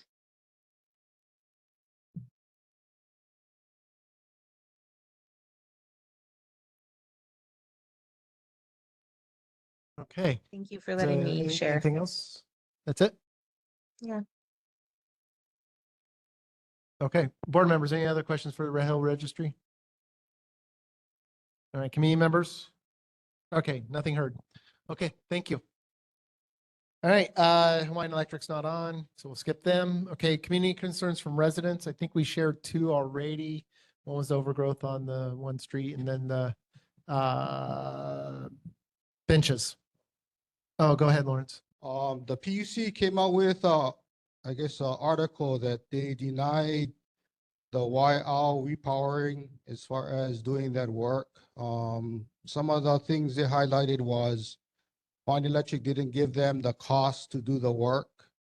So I'm not sure the status, but it'll be nice if Hawaiian Electric could stop by or go to our board meeting, but just what I read in the paper. Thanks. Okay, thank you. Okay, now, any other community concerns? Anybody want to bring up any other community concerns? Oh, go ahead, ma'am. Hi. Sorry I'm late. Yes. I was to present on the ACA. Right, so at 8:30. 8:30, Is yeah. that okay? Let's finish up with this community concerns and you can do that. Okay, anybody else for community concerns? Okay, nothing heard. Okay, ma'am, go ahead and present for the ACA now. Aloha pumehana kako. Welcome to the new members and mahalo nui for your continued service to the ones who have been here for many, many years. I'm Kehaulani Lam, and I'm a board member of the ʻAiea Community Association. I'm presenting on behalf of Claire Tamamoto, who is out of town. And so I prepared some remarks and I'll hand this off for the record, but I'd like to go through really quickly some of the things that were raised at the ACA meeting this last month. First of all, aloha ʻia halevili ko. Have you talked about that already? I don't want to be redundant. No. So aloha ʻia halevili ko. Can you say that? Aloha ʻia halevili ko. I know people have a hard time with that name, and I just wanted to explain it. It means love is the sugar mill house. So when we say that to the kupuna who are coming, we're expressing our aloha and welcoming them with love. And we're very grateful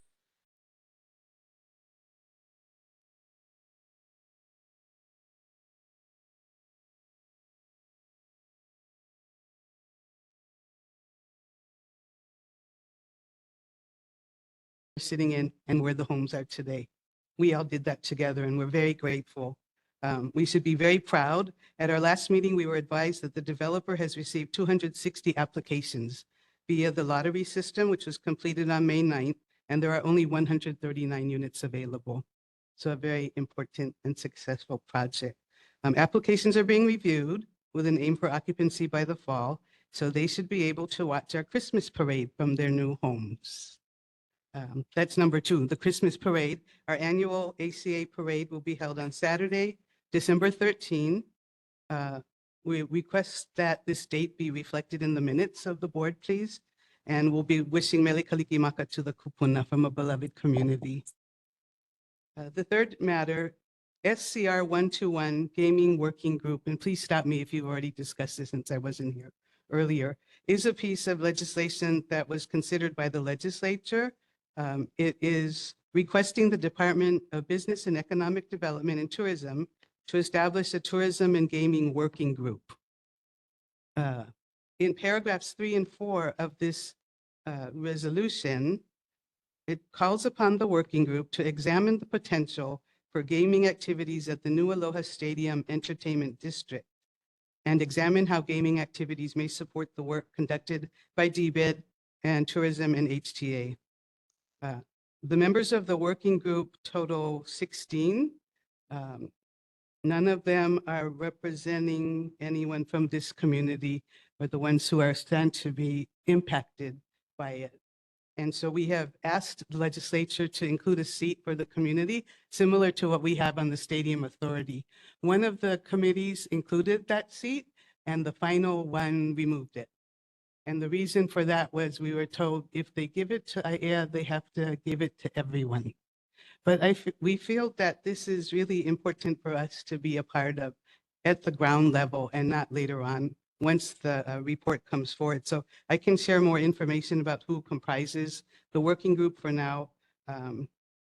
They have until the beginning of the session in 2027 to present their findings. So we're considering some kind of request so that ʻAiea can be represented, and just wanted to bring that forward to you all as well. It's always better to be part of the solution than having to worry about it later on. Number 4 is community safety. In response to a rise in what appears to be organized crime that is harming residents of ʻAiea, Manoa, and Halava, ACA member and Neighborhood Watch Chair Wayne Suzuki announced that there will be a meeting tomorrow night from 6:30 to 8:30 p.m. here. It will be a panel discussion featuring retired police officer Raymond Craig and other local leaders, and refreshments will be served, so he welcomes everyone to attend. 2 more. Number 5 is the update on the biocultural space language in Council Bill 24. We spoke back in April about that, and we're really grateful for your support, even though we couldn't act on it. But we wanted to just bring you up to date so that you know that the council unanimously passed the measure with our recommended language, and the mayor approved it in May. So now we move forward to try to secure the site so that we can have our young people create this. We would appreciate the neighborhood board's support for presentation to the Oahu Historic Preservation Commission, which falls under DPP on the subject.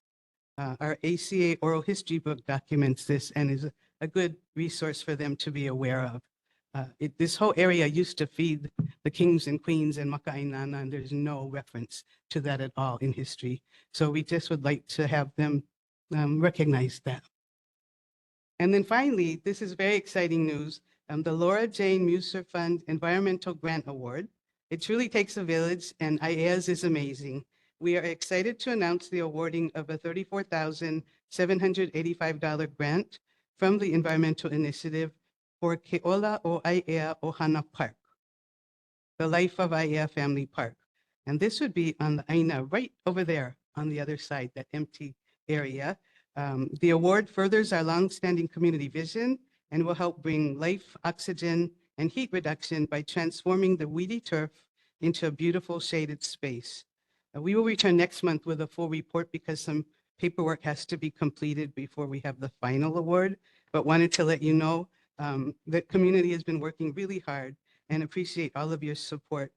Especially our partners are UHCTAR through resident Andy Kaufman, Trees for Honolulu's Future, Dan Janelle, Ali'i Hawaiian Civic Club.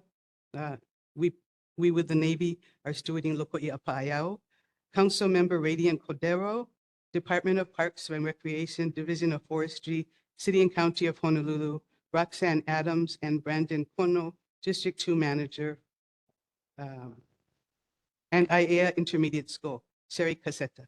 The park actually has a name. I didn't know that. It's called the ʻAiea Interim Park. So now we'll be able to turn it into the ʻAiea Family Park, ʻAiea Ohana Park. So we'll share more about that. And I also would like to thank Council Member. I saw her over there sitting. Thank you so much for your help with Bill 24 and for listening to the community. We really appreciate it. And we have lots more work to do to make it come about, but appreciate what you did. Thank you. Mahalo nui loa. Any questions for the ACA? Board members? Okay, any questions for the community members to the ACA? Okay, nothing heard. Thank you, ma'am. Okay, moving on to board business. Let's do approval of the written summary for video record Tuesday, May 13th, 2025. Does anybody have any changes or comments they want to make on that? Okay, anybody want to make a motion for the written summary for the video record Tuesday, May 13th, 2025? Okay, you make a motion for approval. Anybody want to second that approval? Okay, any objections? Okay, nothing heard. So approval of the written summary for video record Tuesday, May 13th, 2025 has passed. Okay, moving on to the next agenda item, the cyber seats. They're not going to be able to do their brief tonight. We will move that to September.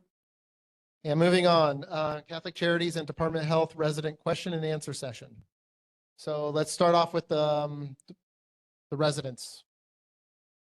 Residents, who's representing the residents for?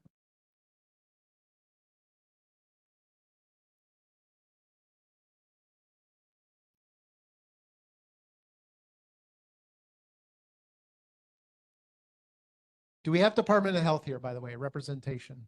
Okay, where are you folks? Okay, great. Okay. Were you guys asked to make a presentation? No, they were not. I have no idea. They were extended an invite. I don't see them here.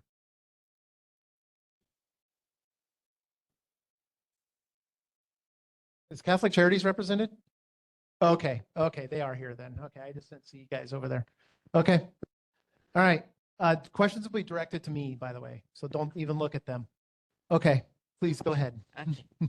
Hi, so we are residents of the Newtown Estates community, and we had questions for both Catholic Charities as well as Department of Health.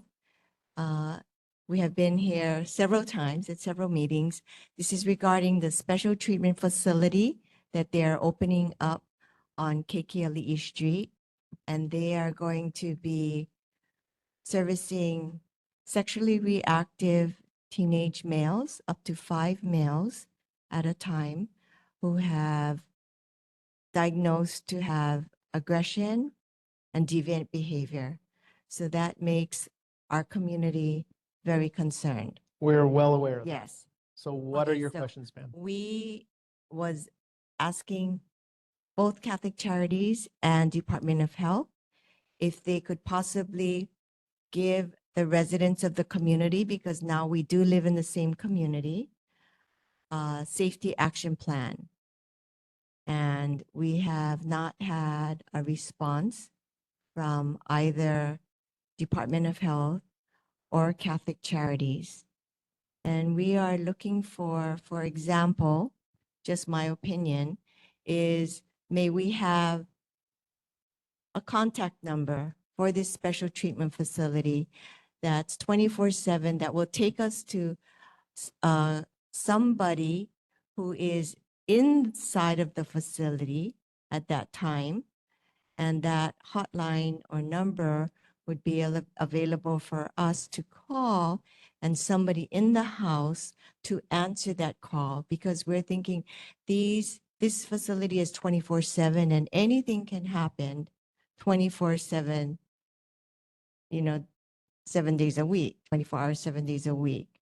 That would make us at least have some kind of added assurance, rather than they telling us if we see something, just call 911, because the police will probably take longer than for somebody in that house right in the vicinity to come out and help. Okay. Okay. I'm asking for a definition. They said that if a teenager, they say elope, what is, leave the facility, because they can leave the facility voluntarily, although an adult is supposed to supervise this person, well, this teenager leaving the house until they're out of the immediate neighborhood. what is the immediate neighborhood? Is it Kekiali'i Street? Is it Royal Summit subdivision? Or is it Newtown Estates, our whole community? If a child, well, not a child, a teenager, Still a child. yes, Okay. but they're 12 to 18 years old, If they're under 18, they're a child. but they can be 18. Yeah. Yeah. They're minors. They're minors, yeah. But they can Minor be and child 18. are still the same thing. But Yeah. go ahead. Yeah, 18-year-olds can still be in this program. Understand. Yeah. Okay. So see, I lost my train. of thought. I'm sorry. You're just, I mean, it's semantics, but I get what you're saying. Yes. Okay. So if one of these youths, Mhm. okay, leave the house, Okay. So you want to know the boundary zone. yes, and Got it. and you know, if there's a runaway, will I or the neighbors be notified that they were apprehended by the police if the police has to be called because they're still in our neighborhood? Mhm. And, it's things like that that we are concerned with, but we feel very, very disappointed in the Department of Health. Although the Department of Health did answer some of our questions via email. Catholic Charities, it's only Tina Andrade that emailed us a few days ago, and that email was sent out several months ago. We thought that as a nonprofit organization that's supposed to service the whole community, because I think that I am in the community also, that they should have some kind of respect for us. And, I don't know if they're living next to a special treatment facility because this is the only one in the whole state of Hawaii that is operating, how they would feel if they lived right next door and if they had minor children living with them. Okay. Anything else, Ben? Not for now. Okay. So I've written down that you guys are looking for a community safety plan, correct? Or safety action plan. Okay. And then you also want a POC number 24/7 that you could call. Correct. And that you also want to know what the boundary line is when when they say that, hey, like Mhm. when we can only follow them to a certain point. Right. Okay. Okay. Well, one more thing. Uh-huh. Okay. Because they tell us, well, they said whenever we ask for a community safety action plan, we are asking not for their facility safety plan, okay, but the community around them, Correct. us. Right. Okay, but they seem to keep answering that they cannot give us policies on their community safety, their facility safety plan because it is private. Okay, but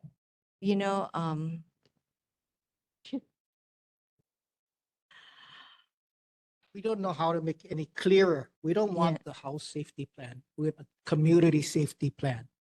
That's all. Mhm. Okay. So basically what you're asking for is what is the plan when an incident happens? Correct. That's it. Okay.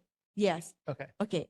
And now, but they also tell us they have disaster plans.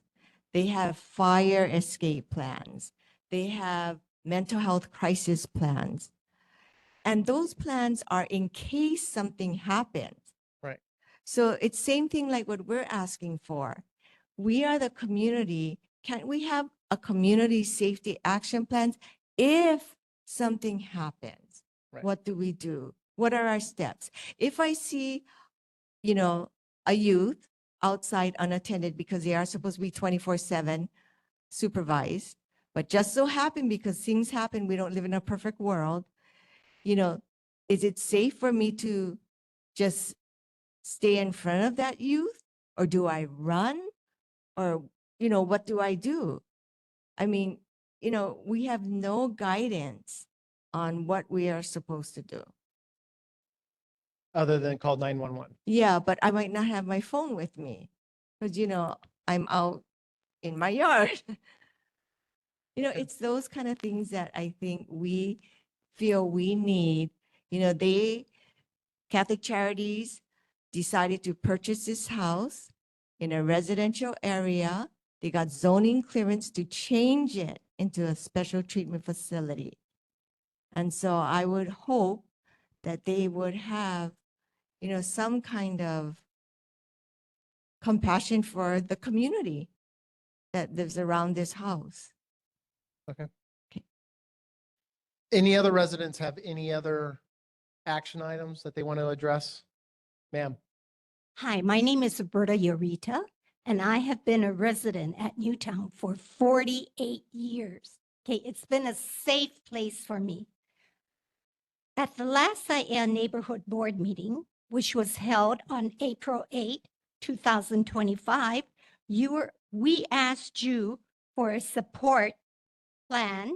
Don't look at them, safety please. Support plan. Thank you. In obtaining, to help us, for the special treatment facility for sexually reactive youth on Kekaliki Street. Till today, we have not even received a response regarding the plan. Okay, nothing. And to me, that is not professional.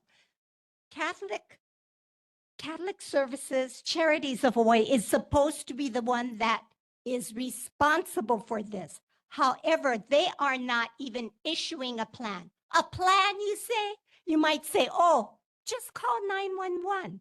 Okay, it takes a while sometimes for the police department to get to us. Think, if you had an elderly person, and you know, I really feel sorry. I heard some stories about there was this lady, not old because I'm old too, but she used to work in her yard. But today she doesn't. Why? Because she is so afraid that these people are going to be coming in. There is no plan. She does not know what's going to happen if something comes up. Yeah. These boys, I am a teacher. Okay. I'm supposed to be retired, but I still go back and I substitute 7 days. Every day in school because they're short of subs. I work with special ed children. Now, we are not required to touch the children at all unless we have a certain certification, which we have to go and you have to pass a test. Okay, even if you're SPED qualified, you are not able to touch the kids at all. Are these volunteers or are these RBTs? So I don't know what you're going to be calling them. Are they required to touch these people, these students that will go, if they go out of hand? Do they have the qualifications? Did they go through the program? So, Are ma'am, they? Ma'am, I'm going to stop you right there. So we have been down this road. Yeah, are they? Yes. Okay. Okay. They have qualifications. There is a set protocol for them in terms of how they handle a student. I mean, not a student, but a resident that is not following the rules and the protocols that are established in that house. I wish you would have attended earlier because you would have heard all that. But you didn't, so you don't know that. No. Yes, they have. I even put it in my memorandum of record exactly what was Can you determined. please review So what? I'm not going to go through that today because I'm not going to eat up everybody's time to spend another 30 minutes to go through that with you. Now, if you want to take that to a side conversation, we can do that, but I'm not going to do it here. If I right take it to what? A side conversation. Okay. Okay. But I'm not going to do it here because we have a room full of people and then you're not the only person that has issues. But we've been down this road. We've talked about this several times. So what do you want is the We want a safety plan. Okay. Yeah, that's Perfect. what we want. Okay. And what do you want? And what do you want in that safety plan? We want to know what to do.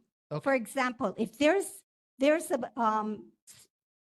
an incident that's happening that is uncontrolled, what do we do? Okay. If something happens at the house, if you see a boy, because these boys, they said that they're going to get someone to watch them 24/7, which I do not believe is possible. These are teenage boys, and to watch all of these boys 24/7 in in a house, okay? would you consider that there's not even yard space? Even I would go nuts if I had to be 24/7 in a house. That is unbelievable. So ma'am, just for the record, I toured that facility, I personally myself. There's cameras located and I looked for blind spots too. And I reviewed all the cameras. I looked at they have professional closed circuit cameras set up throughout the house. Every door is alarmed and censored. So even if they open a door, they will know the differentiations between the door that's on the right hand of the hallway to the left hand of the hallway. So things that I did point out in my memorandum for record were, and I have experience with like some physical security stuff. I actually do auditing for the US government for that. And I looked at some of their physical security measures and I actually took those and said, hey, can you guys mitigate these areas where there's egress points and things like that that the children can actually do. They actually did that. Okay, they put security clips on the louver windows, so they're more difficult to actually remove. They would literally have to break a window to get out if they couldn't just remove the louver window themselves. They did a bunch of different things. This has all been addressed in previous meetings and in other reports. So again, what else do you want them to do? But you know what? The thing is the ratio. The ratio. What is the ratio right now? The ratio is up to 5. Excuse me? Up to 5 No. residents. 2. Staffing ratio is what? What is the staffing ratio? I can't remember off the top. What is it? What is it? They're not going to answer that question. Ma'am. Again, address the questions to me. All right. I don't know, but we'll get you that information. Okay, because in school, Mhm. the FSC kids are 1-to-1. Mhm. Yeah, and these are elementary school kids that we can actually handle physically too. Okay. But these are teenage boys. Okay. Are you really telling me that one person can handle 3 teenage boys that are upset, throwing things, and going berserk? Okay, I mean, honestly. So again, you're late to the game on this. I went actually to their previous facility and talked to the residents around that facility, and they notified me. They told me personally, the residents, I'm not talking, this is their neighbors at that time, and they were there at those locations for over a decade. There was maybe 1 or 2 different outbursts they've heard, and they were relatively close to that location. Can you say that when they're not even here? What do you mean, how can I say that? I just talked to the residents. No, but there was, what residents? Okay. Hey, Stephen, Mr. Woods. Yeah. Nu'uanu. Is there a comparison? Because there's no certificate of need for Nu'uanu. And the people you talked to, did you document who they were? I absolutely did. Okay. Did you know exactly how long they lived there and everything? Yes, absolutely I Okay. did. I Did put you that in my provide that to report. the Department of Health? I don't know if I gave it to the Department of Health, but I gave it to you. Okay, but I'm not the Department of Health. Okay, so we're going into semantics. No, we're not going into semantics. Okay, because I gave it to you as part of my Okay. research. We don't know, and we're asking, what was Nu'uanu? Na Poala, whatever. All I know Yeah. is that there's similar types of children Similar. located in that Similar. facility. Not the same. Well, you don't know that either. Okay, can they provide it No. to us then? We can ask. That's why we're asking. Okay. We've been asking for 6 Okay. months. Okay. Should be afraid too? Wouldn't you be afraid? Would you allow them to buy your house? Would that be okay? Do you want my honest opinion? Yes, I'd be fine with this. You would thank you. Okay. But hold on, ma'am. I live in Halava Estates, right next to the public housing area. So you want to talk about like, They should things? move it to Halava Estates. Maybe that would be a great idea. Oh, we already have facilities there. No, not special treatment. We have halfway houses down there. Oh, no, we have halfway houses too. Okay, you want to argue, It's hold on, ma'am, totally different. I'm going to cut you off now. You want to argue with me? That's fine. We can do that separately. You're not going to do it here. Okay? All right, thank you. Sorry, could you speak into the microphone, please? Want to make the comment that to the health department, I'm a registered nurse and calling 911 is not an appropriate response to someone that's not committing a crime. We don't know what these residents, patients would or will do. So I think an action plan, I agree with them, is very much needed, not for the residents of this facility, but for the community surrounding it. So hold your applause for a second. So if these guys want to, I sent them some of my research in terms of what a community action plan would look like, right? I did. Okay. I gave you links. I also gave you a point of contact that you could reach out to. No, Can I I'm make a sorry, may suggestion? I interject? Hold on just for a second. I'm sorry, may I interject? So Chair Wood, Yeah. you also wrote a memorandum of did. record, I did. and I still want to know the status of the wall, the fence and the gate. Again, do you speak on behalf of Catholic No, I Charities? don't. Okay, because I think Catholic Charities should be answering that question. Let's write that down. Okay, thank you. Okay. So status of fence. Okay. And the gate. Gate. Got it. Any other action items? Did the questions before, but there's still 4 unanswered. Handed it out. I'm not gonna print anymore. I cannot print anymore. Okay. Okay, but we have 4 on your memorandum of record from February that is not answered. Do I have to look it up again and send it one more time? Okay. What were the 4 questions? I gave Chair Wood a copy. Okay. Where's it at?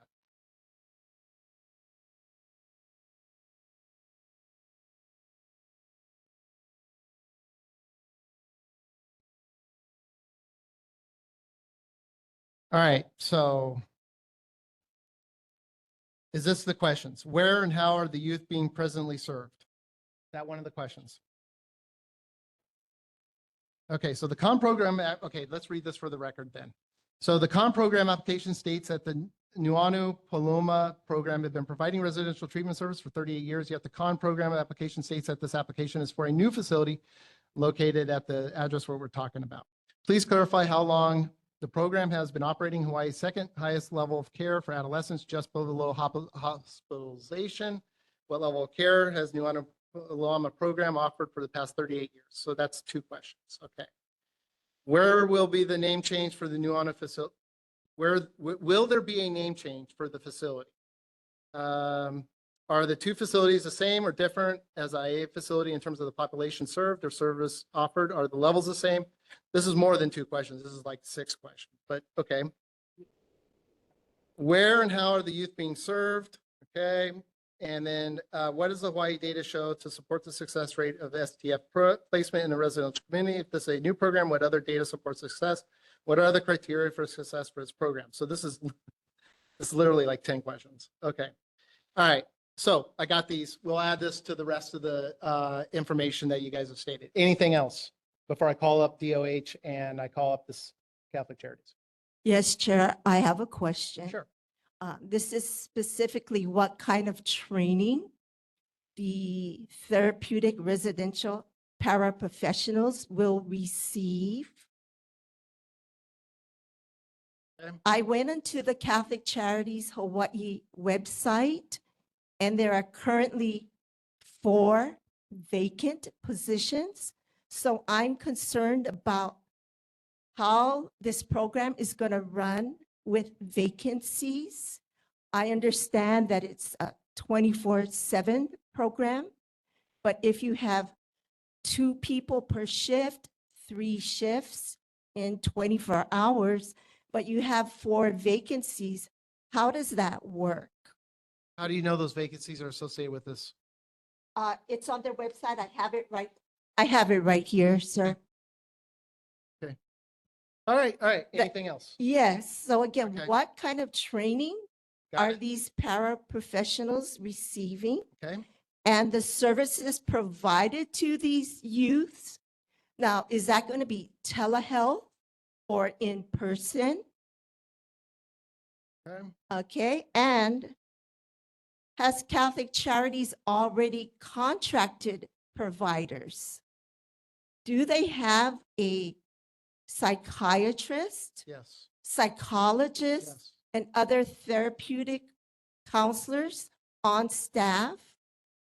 My concern is that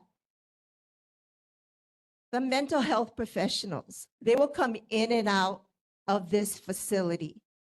The people that would be most involved with these youths are going to be the therapeutic paraprofessionals. Their compensation is $20.23 to $22.73 per hour. So how are they going to, number one, attract staff? And how are they going to retain the staff? And I think these are essential positions because these paraprofessionals will be with that youth 24/7 in different shifts. Thank you. I appreciate Thank you. it. Okay, thank you. Okay, anything else? Last call. I want to make sure we get everybody addressed on this. Russell, what's up?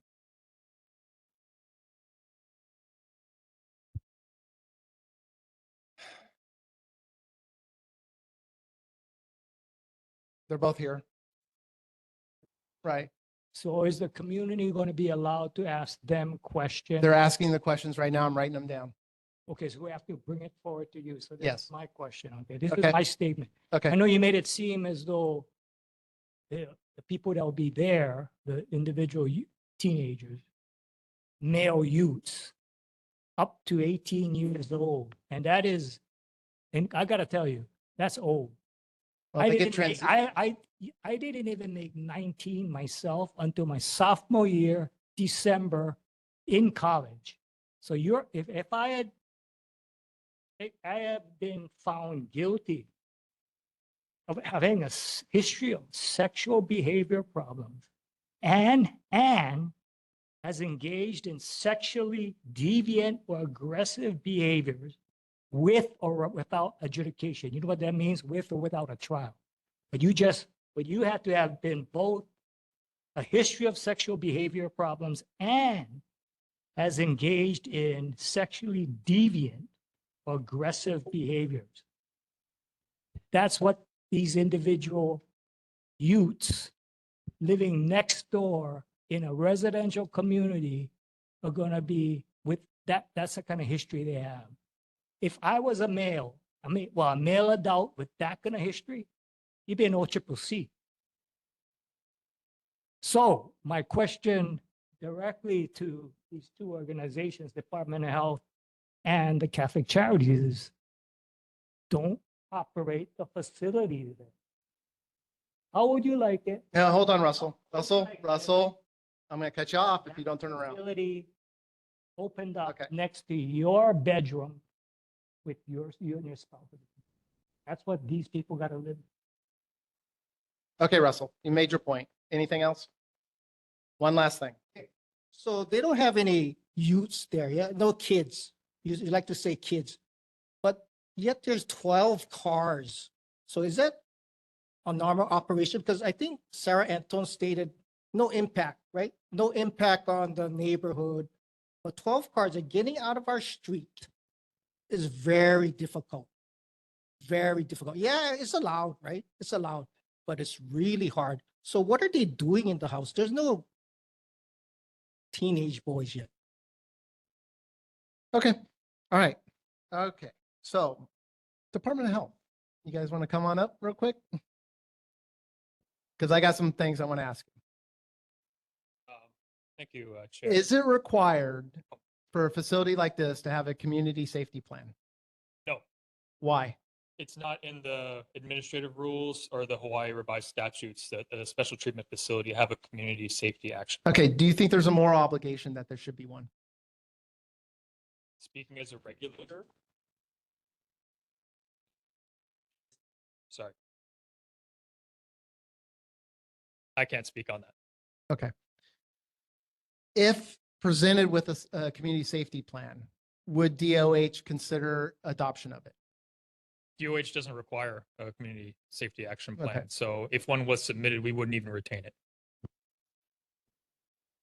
So how does the community address this particular issue? They have to They- do it directly with the charity itself? That's correct. Okay. And so so the Department of Health would not be involved in any form or fashion to this? No. Got it. Okay. So why does the Department of Health think that this facility is the right facility for this neighborhood? Because you approve the, what do you call it? What do you call it? Certificate in need. Yes. Yeah, thank you, Chair. So the Department of Health, actually, there's 3 separate divisions within the department that approve a facility such as this. The first one is SHPTA, which is the State Health Planning Division Administration. I forget too many acronyms. And that's the part of the Department of Health which issues the certificate of need. They're not here tonight, unfortunately, so I can't speak on behalf of them. I represent the Office of Healthcare Assurance from the Department of Health, and we license the facility itself. So only the facility itself and the employees that work there. That's it. We also have CAMHD here, Child Adolescent Mental Health Division, who can speak on the program. So they certify the program itself. So all 3 of these separate divisions license this facility. Okay. And so for you to license a facility, what are you looking at? We're looking to meet that they meet the regulatory requirements in Title 11, Chapter 98, which And what is is the that? Hawaii Administrative Rules Okay. over special treatment facilities and therapeutic living programs. Okay. And this facility meets all the requirements, including zoning requirements, building inspection reports, and certificate of need. Okay. Have you guys looked at those requirements?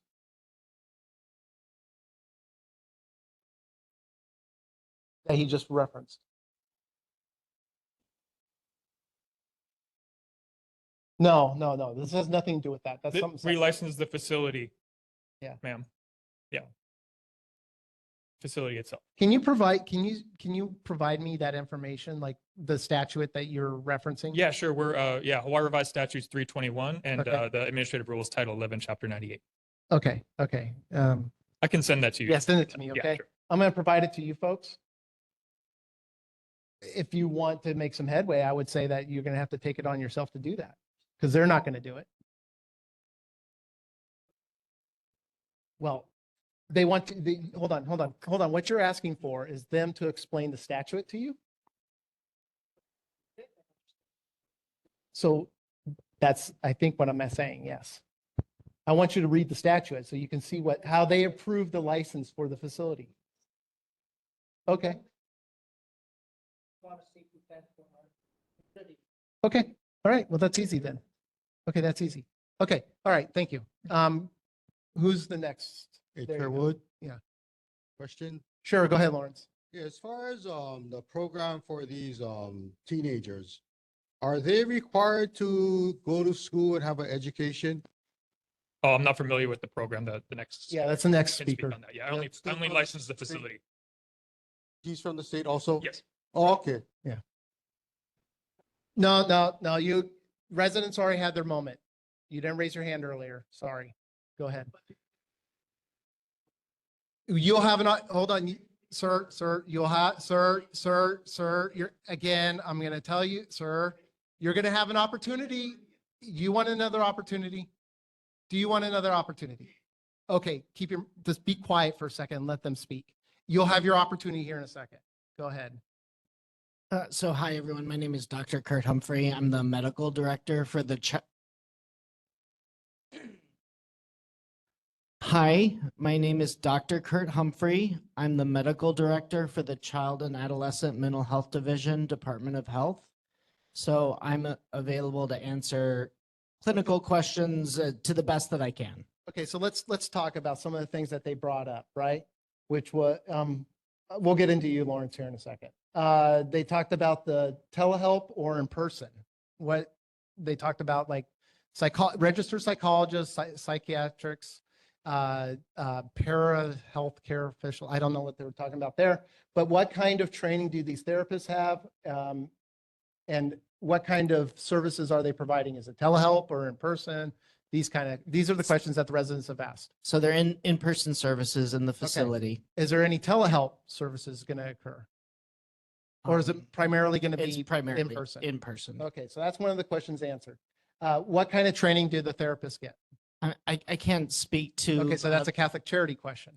I don't know if Catholic Charities is prepared to speak to that as well. So Okay. But in your opinion, it would be their question to answer, not yours. Yes. Okay. got it. yes. All right. I have,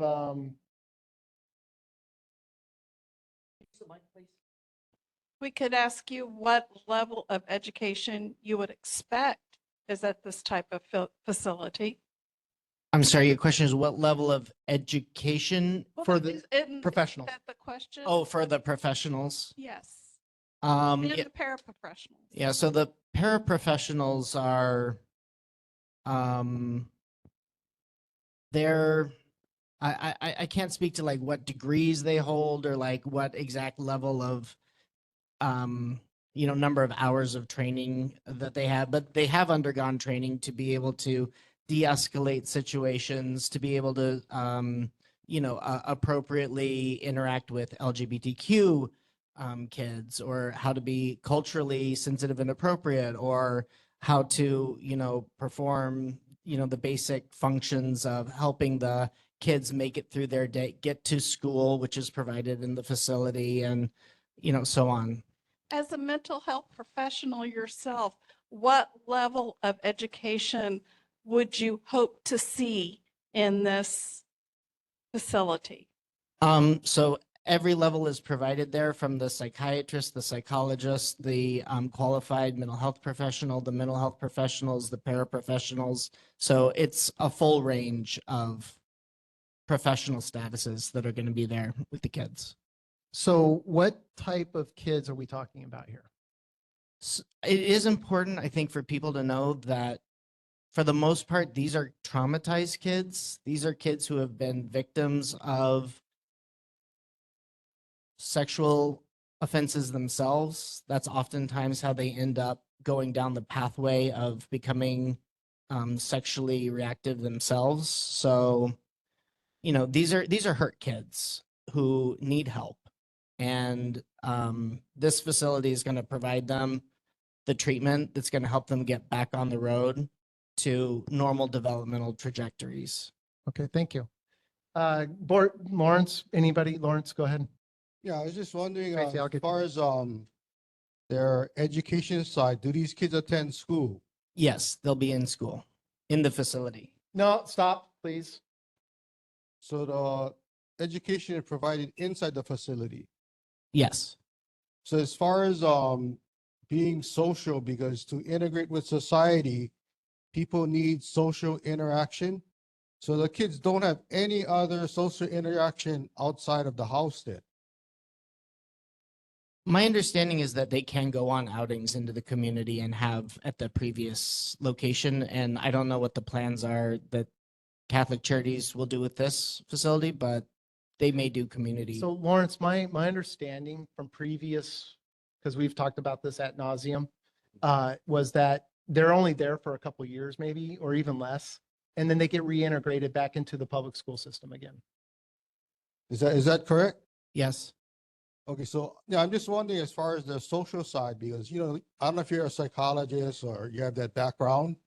If you don't interact with other kids your age socially, and you're only confined in a room and somebody visits you and gives you health care or counseling, it only goes so far.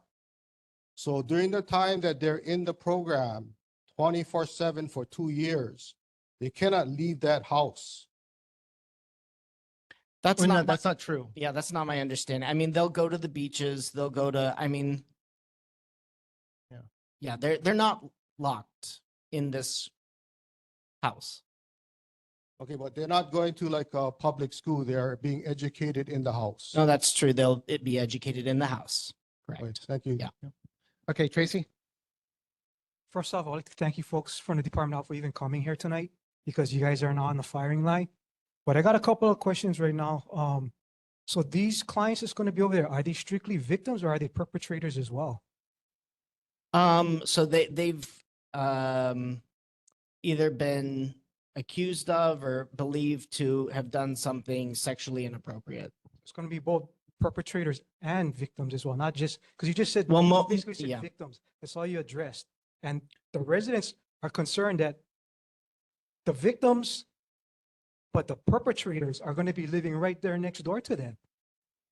So I just think it's important to know that this facility for sexually reactive youth, almost all of them have been victims themselves.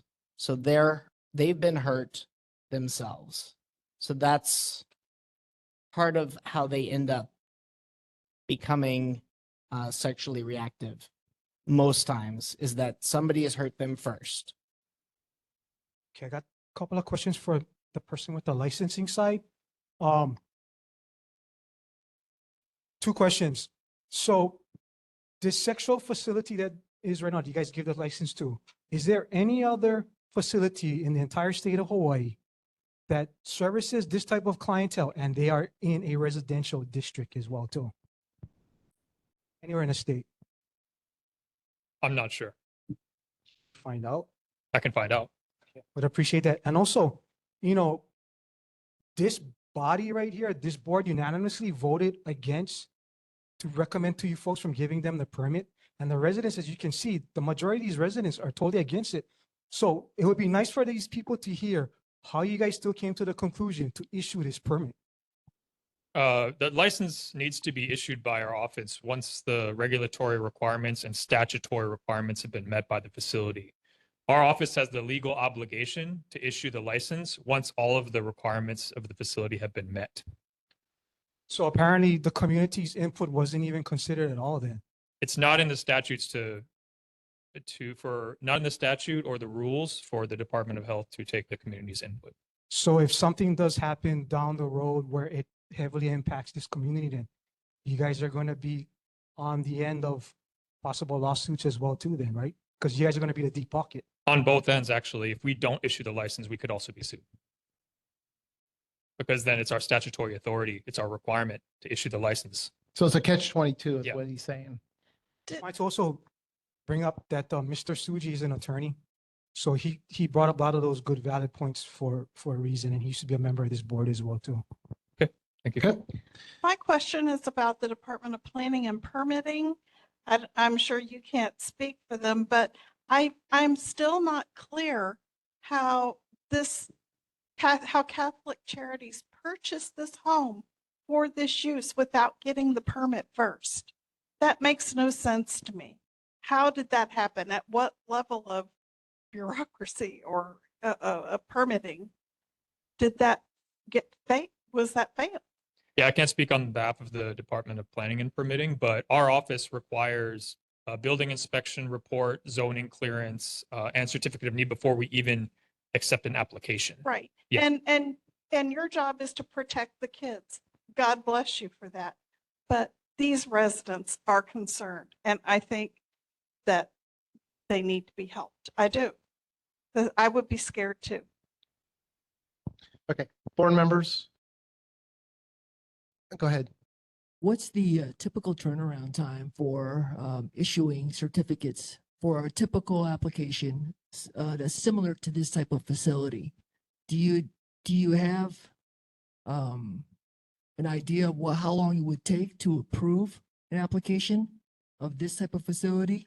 Yeah, so special treatment facilities, I've seen a range everywhere from 1 year to 1 month. Depends on the professionalism of the agency applying and how quickly they can get their application together. Yeah, but typically around 1 to 3 months. Thank you. Yeah. Okay.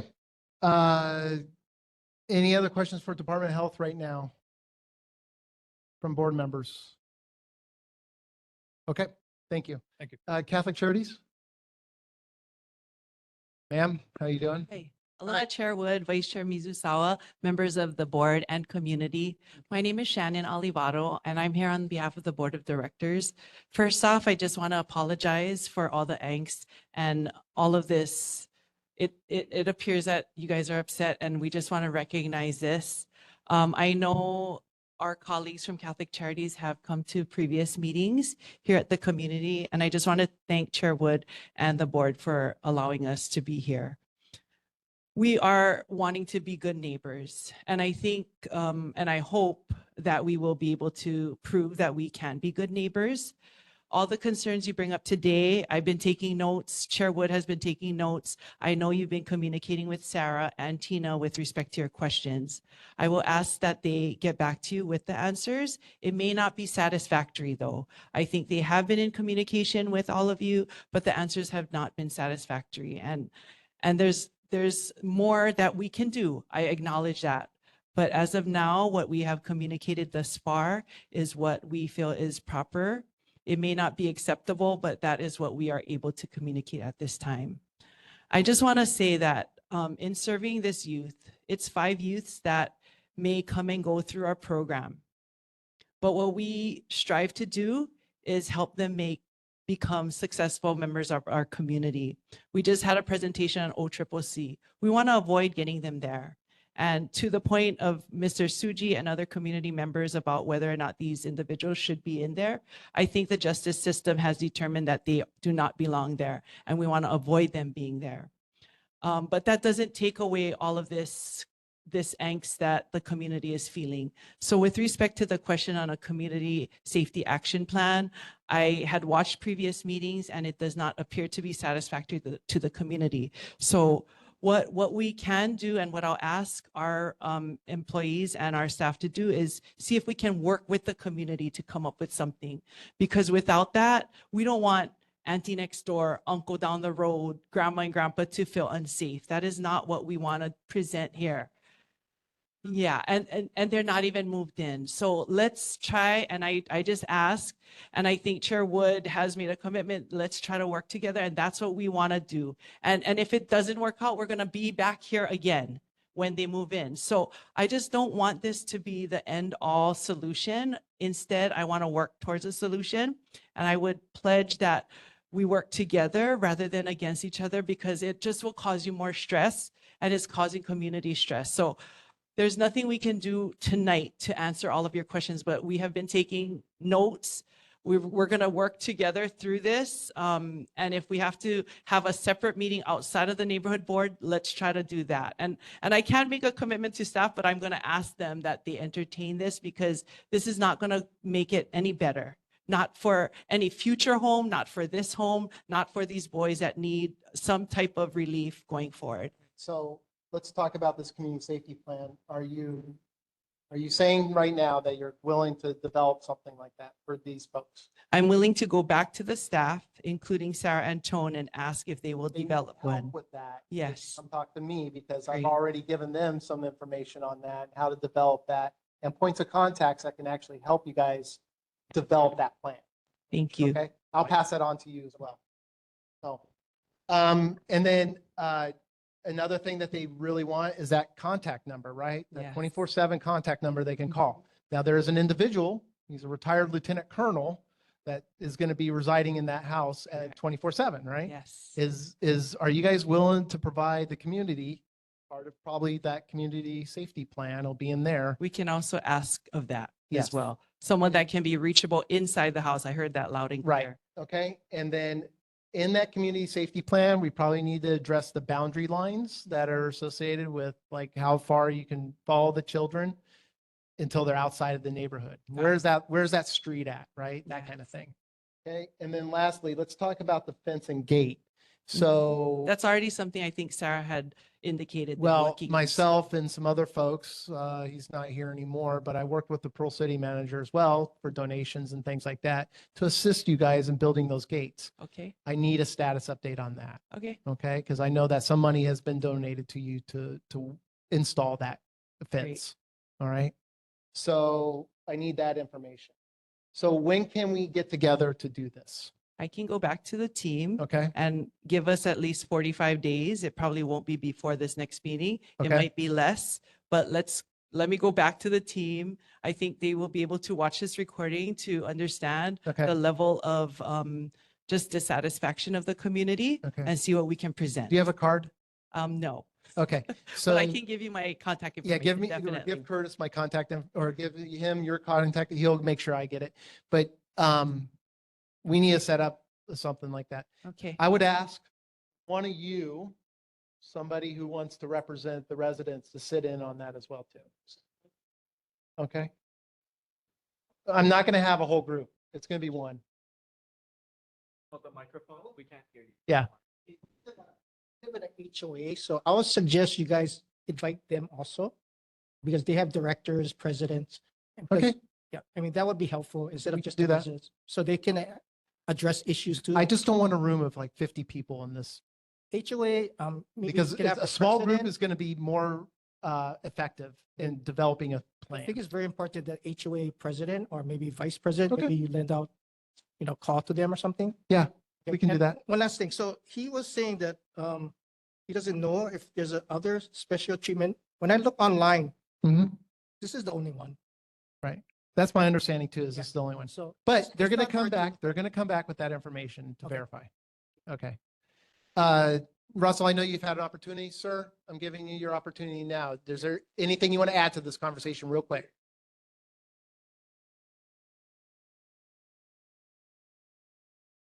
So what I'm wanting to find out is if Department of Health take any consideration in the security and safety of the neighborhood when they pass. They've Yeah. answered that and they said that's not part of the criteria. Oh, I just want to get it documented from DOH Okay. that they say, we don't care if It's not that the they don't, surrounding area. it's not that they don't care, but the Okay, they don't regulations, consider it. right, the regulations are not, they don't allow them to do that, I guess is the Okay, best way. so that's our main concern. They don't. Okay. Okay, thank you. Okay. Tracy, one more. Let's go. 2 questions. For Catholic Charities, when do you guys expect the first clients to occupy the facility?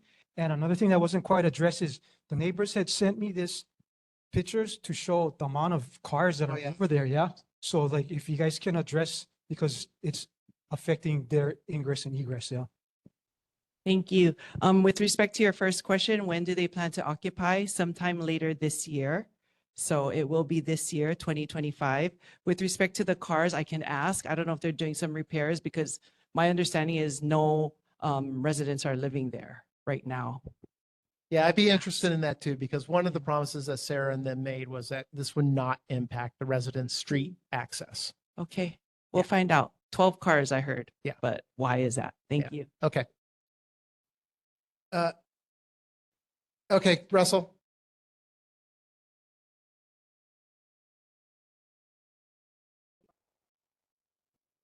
There was In the more microphone, Russell, we can't hear you. Administrative rules applicable. I'm looking at a child and adolescent mental health performance standards published December 28, 2024. Is this not binding on the program? And if so, I point out item on clinical operations, item number 7, program shall maintain awareness of community safety issues and have policies, procedures, and mechanisms in place to continually assess and effectively manage these issues, these risks. These are safety issues, safety risks. Sir, that's Okay. not 1198, sir. That's not the administrative. What do you consider this? This is a publication out of department. Hold on, guys. That's child and mental adolescent. Yeah, mental health isn't that the performance program? standard. No, that's the program side. I license the facility, sir. Okay. So So, we don't take the. so yeah, they're asking There's for, other facilities that we license that are not for children. no, but I mean, the facility that's going to be in Royal Summit right now, isn't it under this program? I can't speak to. Okay, so who can, hold on, please. Who can speak to that? Okay.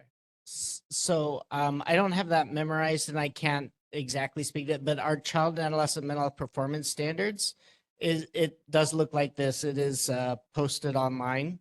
Okay. And so, yeah, we do expect the programs to follow our performance standards. Okay. So now that this has been brought to light, what's the action now? Are we going to require Catholic Charities to develop something like this? Yeah, we do expect them to follow the performance standards. Okay, so if this is the standard that Russell's showed us, they need to follow that. Yes. Okay, so you got that? Okay, all right, perfect. Okay, so, please reach out to me now. I know we're running up 20 more minutes. I got 20 minutes. Okay, so we're going to address the street parking. Okay, the community action plan definitely needs to have a 24/7 contact number. It needs to have the boundary lines, and we need an update status on the fence gate situation. You're going to reach out, ma'am. You're going to reach out to the neighborhood aide with your contact information. You and I are going to get together. I want one representative from the community. I don't care who it is, just one. Okay, we're going to get the HOA involved as well too. We'll throw that invite out there to them, and we're going to all sit down and hash this community action plan out and make sure it covers everything that these guys need to get addressed. Does that sound like a good plan, guys? Okay. I understand that, but you've been the face, and you've been the face. The two of you guys have been the face mostly here. Yeah, right? Okay. Okay, one more, ma'am, and that's it. So sorry. Newtown Estates Community Association, 2,533 homeowners, properties, but you only want one representative? I don't want 2,500 people. at this meeting. Okay, but maybe 10 is better than you said than 50. All right, you tell me the number. Okay, Okay, how about, let's say that. You tell me the number, and then we'll see what we can do with that. we'll bring 10. Okay, Thank you so much. okay, I sincerely okay. appreciate it. And I did have one small question for Dr. Humphreys. I don't know why I can't wrap my head around why these youth cannot attend public school. What is about in persons? Why can't these youth attend the public school in person? Okay, that's fair. Could it be Okay. there are major risks Let's to not, the let's not community? do assumptions, ma'am. You asked a question. I get it. I get it. Appreciate it. Okay, okay, guys, you guys are really kind of, okay, this is it. This is it. Okay, because you're the usher. I got 20 minutes to go through a bunch of other things. Okay, because the program says that the youths have to be watched 24/7.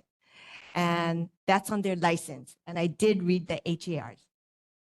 I have a copy of it at home. Okay, Okay, so if a youth is outside of the house by themselves for a minute or two, does that violate your license? Yes or no? okay. All right, let's. So good question. So once a resident is admitted to this type of facility, the facility is responsible for that resident regardless of the whereabouts of that resident. So if they're out in the community, they still need that supervision, that 24/7 supervision, even if they're in the front yard or whatever. So it would be a your license if the youth is outside of the facility, Unsupervised. not supervised. It could possibly be, yeah, it could possibly be a violation, yes. Okay, and so hold on, ma'am. When a violation occurs, what are the ramifications? Our office would investigate any alleged violation Okay. and take the complaint, investigate it, and we would issue a deficiency report. Okay. If it was a serious enough deficiency, we could take action against the license. Okay, and what kind of actions would those be? License suspension, revocation, administrative penalties, notice of violations and order. Okay, got it. Okay, great. Okay, doctor, can you come up real quick to answer that previous question? Regarding the education, my best answer is I think it's just logistically difficult to get the kids to all of their various schools. And so it's just easier to educate them all together in the facility. Right. So Okay. that's my best answer. And these kids are going to be reintegrated back into public yeah, schools. they've been in public school. They're going to go back to public school. So Okay. That this I mean, period there's of no reason time where they they're can't be in public but- school, but it's just I think logistically. Okay, but this They're gonna period of be- time, they'll be taught at home via teachers that come in. Yes. Okay. Okay, all right. Yes. Joe, you had something you wanted to say earlier? It should be a subcommittee, shouldn't it? I because agree. You need community to be involved in it. If you want to limit it to one person to 10 people when Yeah. you have 2,000 plus houses up there, Yeah. you know, multifamily houses. idea. too. So I think Yeah. it should be a subcommittee going forward. Okay. Because it seems more board members would like to participate in this conversation right now as All well. right. too. So should we get to subcommittees? Since we got 20 minutes left? Okay. All right. Okay, we're going to move on now. I think we got some action items that we can work on and some other things that we can do. Let's move on to board member attendance at meetings affecting area and neighborhood board business. What's this about, Curtis? I'm not, is this, make sure you attend the board meetings? Okay, great. Okay. All right, determination of board committees and committee chair. Back to you. All right, so anybody want to make any suggestions? I'm going to say that executive committee. I was looking at Radiant Cordero's committee assignment list here.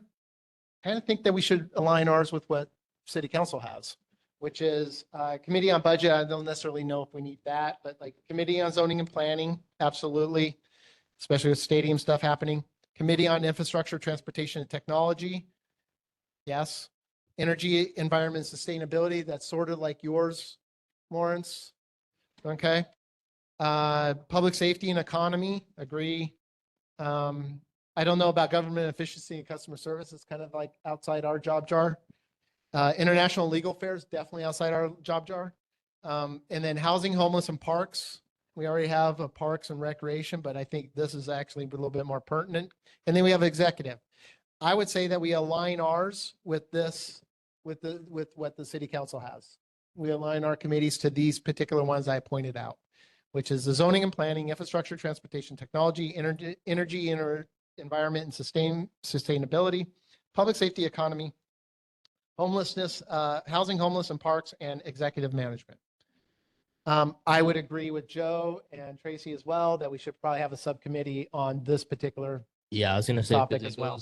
it'd be two different topics people Yep. are gonna show up to for public safety Yep. and zoning. Okay, great. Okay, any other comments? Yeah, and I would like to advocate to keep the community relations and publicity, although I'm the chair for that, but I haven't been quite on it. I would like to be more active in trying to get back up our Facebook page and presence in the community. Okay. So we can still keep down on. All right, let's keep that one. Okay. How about Jane? Committee on International and Legal Affairs? I mean, legal affairs, I'm concerned about a report from the Star Advertiser that said Homeland Security is going to start keeping detainees in the facility in our backyard here. Okay, so what do you, will we say, what about changing it to, instead of like, we have the intergovernmental affairs. Okay. We keep that then. Okay. Okay, all right. Okay, any of these other ones, the zoning, okay, zoning and planning, is everybody in agreement with that? I think that is definitely a thing that we should probably keep. Infrastructure, transportation, technology. Any suggestions on this? Keep it or not? Or, yeah, we can move the technology. What about this infrastructure and transportation? This would include like bus routes. This would include any kind of road work, that kind Isn't of that kind of like what Lawrence's committee is all about? his is utilities. Maybe we can roll it into that one committee because that seems like that's the type of things that Lawrence is interested in, right? So public works? Something, yeah. Yeah. Let's say public works. Lawrence? Okay, so we have public works. So it'd be environmental, utilities, and public works. Okay. And then, okay, so that would cover that. Public safety and economy. So this would be like HPD, HFD, these kind of, or just call it public safety. Okay, so we'll call it public safety. And then housing, homelessness, and parks. I think that's fine. Yeah, I'm agreeing with you, Vice Chair. So any suggestions on that? And the executive will all keep as well. And intergovernmental. You got all that? Could you assign committee chair? What? You didn't catch all that, Curtis? Uh, you're on it, man. each committee should have a committee chair. Absolutely. And you have Absolutely. So executive, unless anybody has any objections, I'll take committee chair for that. Okay. Community relations and publicity. I'll take that. Okay. Planning and zoning. Interested in taking that. Okay. Intergovernmental Affairs and Military. Jane? Okay. Environmental, Utilities and Public Works. Okay. And then infrastructure, that's infrastructure and transportation. Okay, that's covered. Public safety. Anybody? Some of the new board members should step up. You'll take that one, Joe? Okay, perfect. Okay. And then we have housing, homelessness, and parks. That's a fun one. So who wants to take that? Jordan? Basically, any kind of like, if there's any kind of like homeless activity, anything relating to parks, you could stand up a subcommittee or hold a meeting just like this one and chair it and have discussions on those particular topics. Okay. All right, perfect. Okay, I think that covers it. Are we not doing a special committee? Oh, Jesus, thank you, Joe. No, special committee for not Newtown. Royal Summit.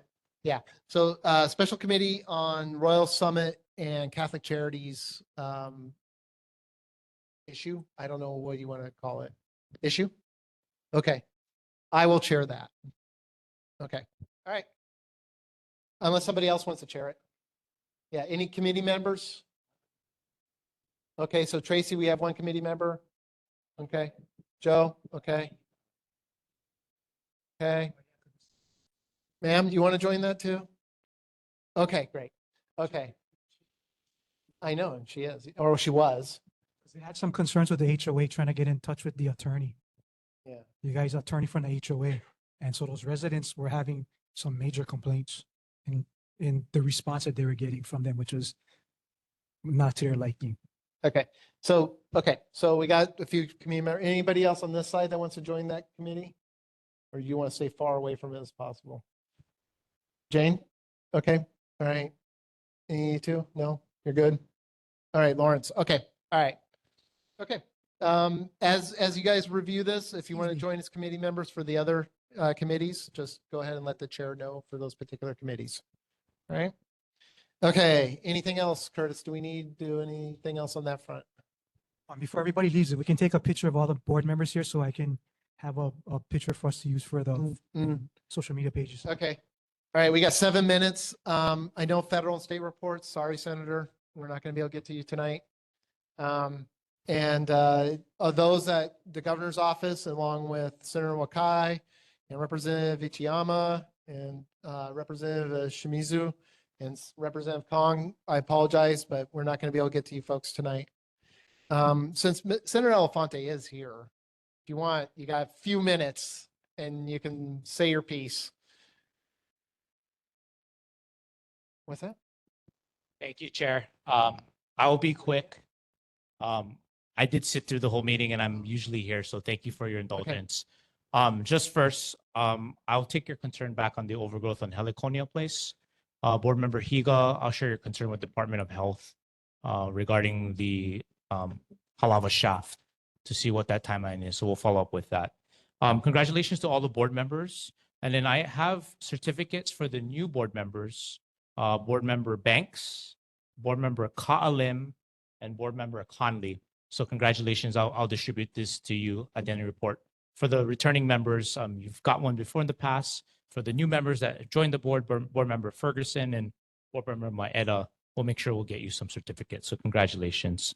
The only thing I'll announce in this limited time I have is I did pass out a handout. Governor last week did sign illegal fireworks legislation into law and funding for that. So you can read more about that. And then lastly, thank you to the Department of Health and Ms. Olivado for being here tonight. I did have the opportunity to meet with Ms. Olivado and the new president, Andrade from Catholic Charities, and shared a lot of the concerns that the residents of Newtown did have. So that concludes my report. Have a great rest of your summer and enjoy your recess. Thank you. Okay. What else, Vice Chair?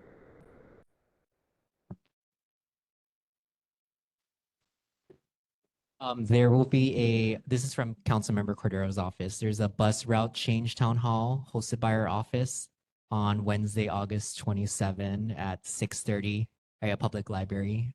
We are recess next month, so just FYI. Okay. All right. Thank you. Okay. And with that, we have 5 minutes left. So announcements, next meeting and televised rebroadcast. The board will be scheduled to hold its next meeting. It says August 12th on here, but we're actually going to be in recess. But So- if you would like to hold a committee meeting, please email me at least 7 days before that meeting is scheduled so we can get the agenda out. How about we keep this Tuesday, August 12th as the Royal Summit Subcommittee meeting?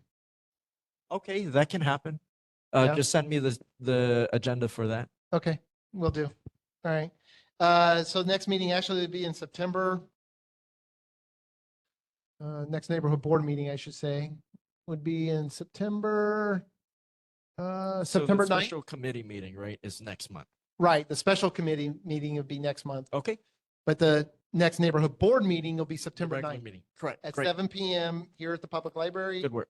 And you can turn to channel 49 for every last Thursday at 6 PM for an archive of this meeting. So with that, meeting's adjourned. Chair Wood.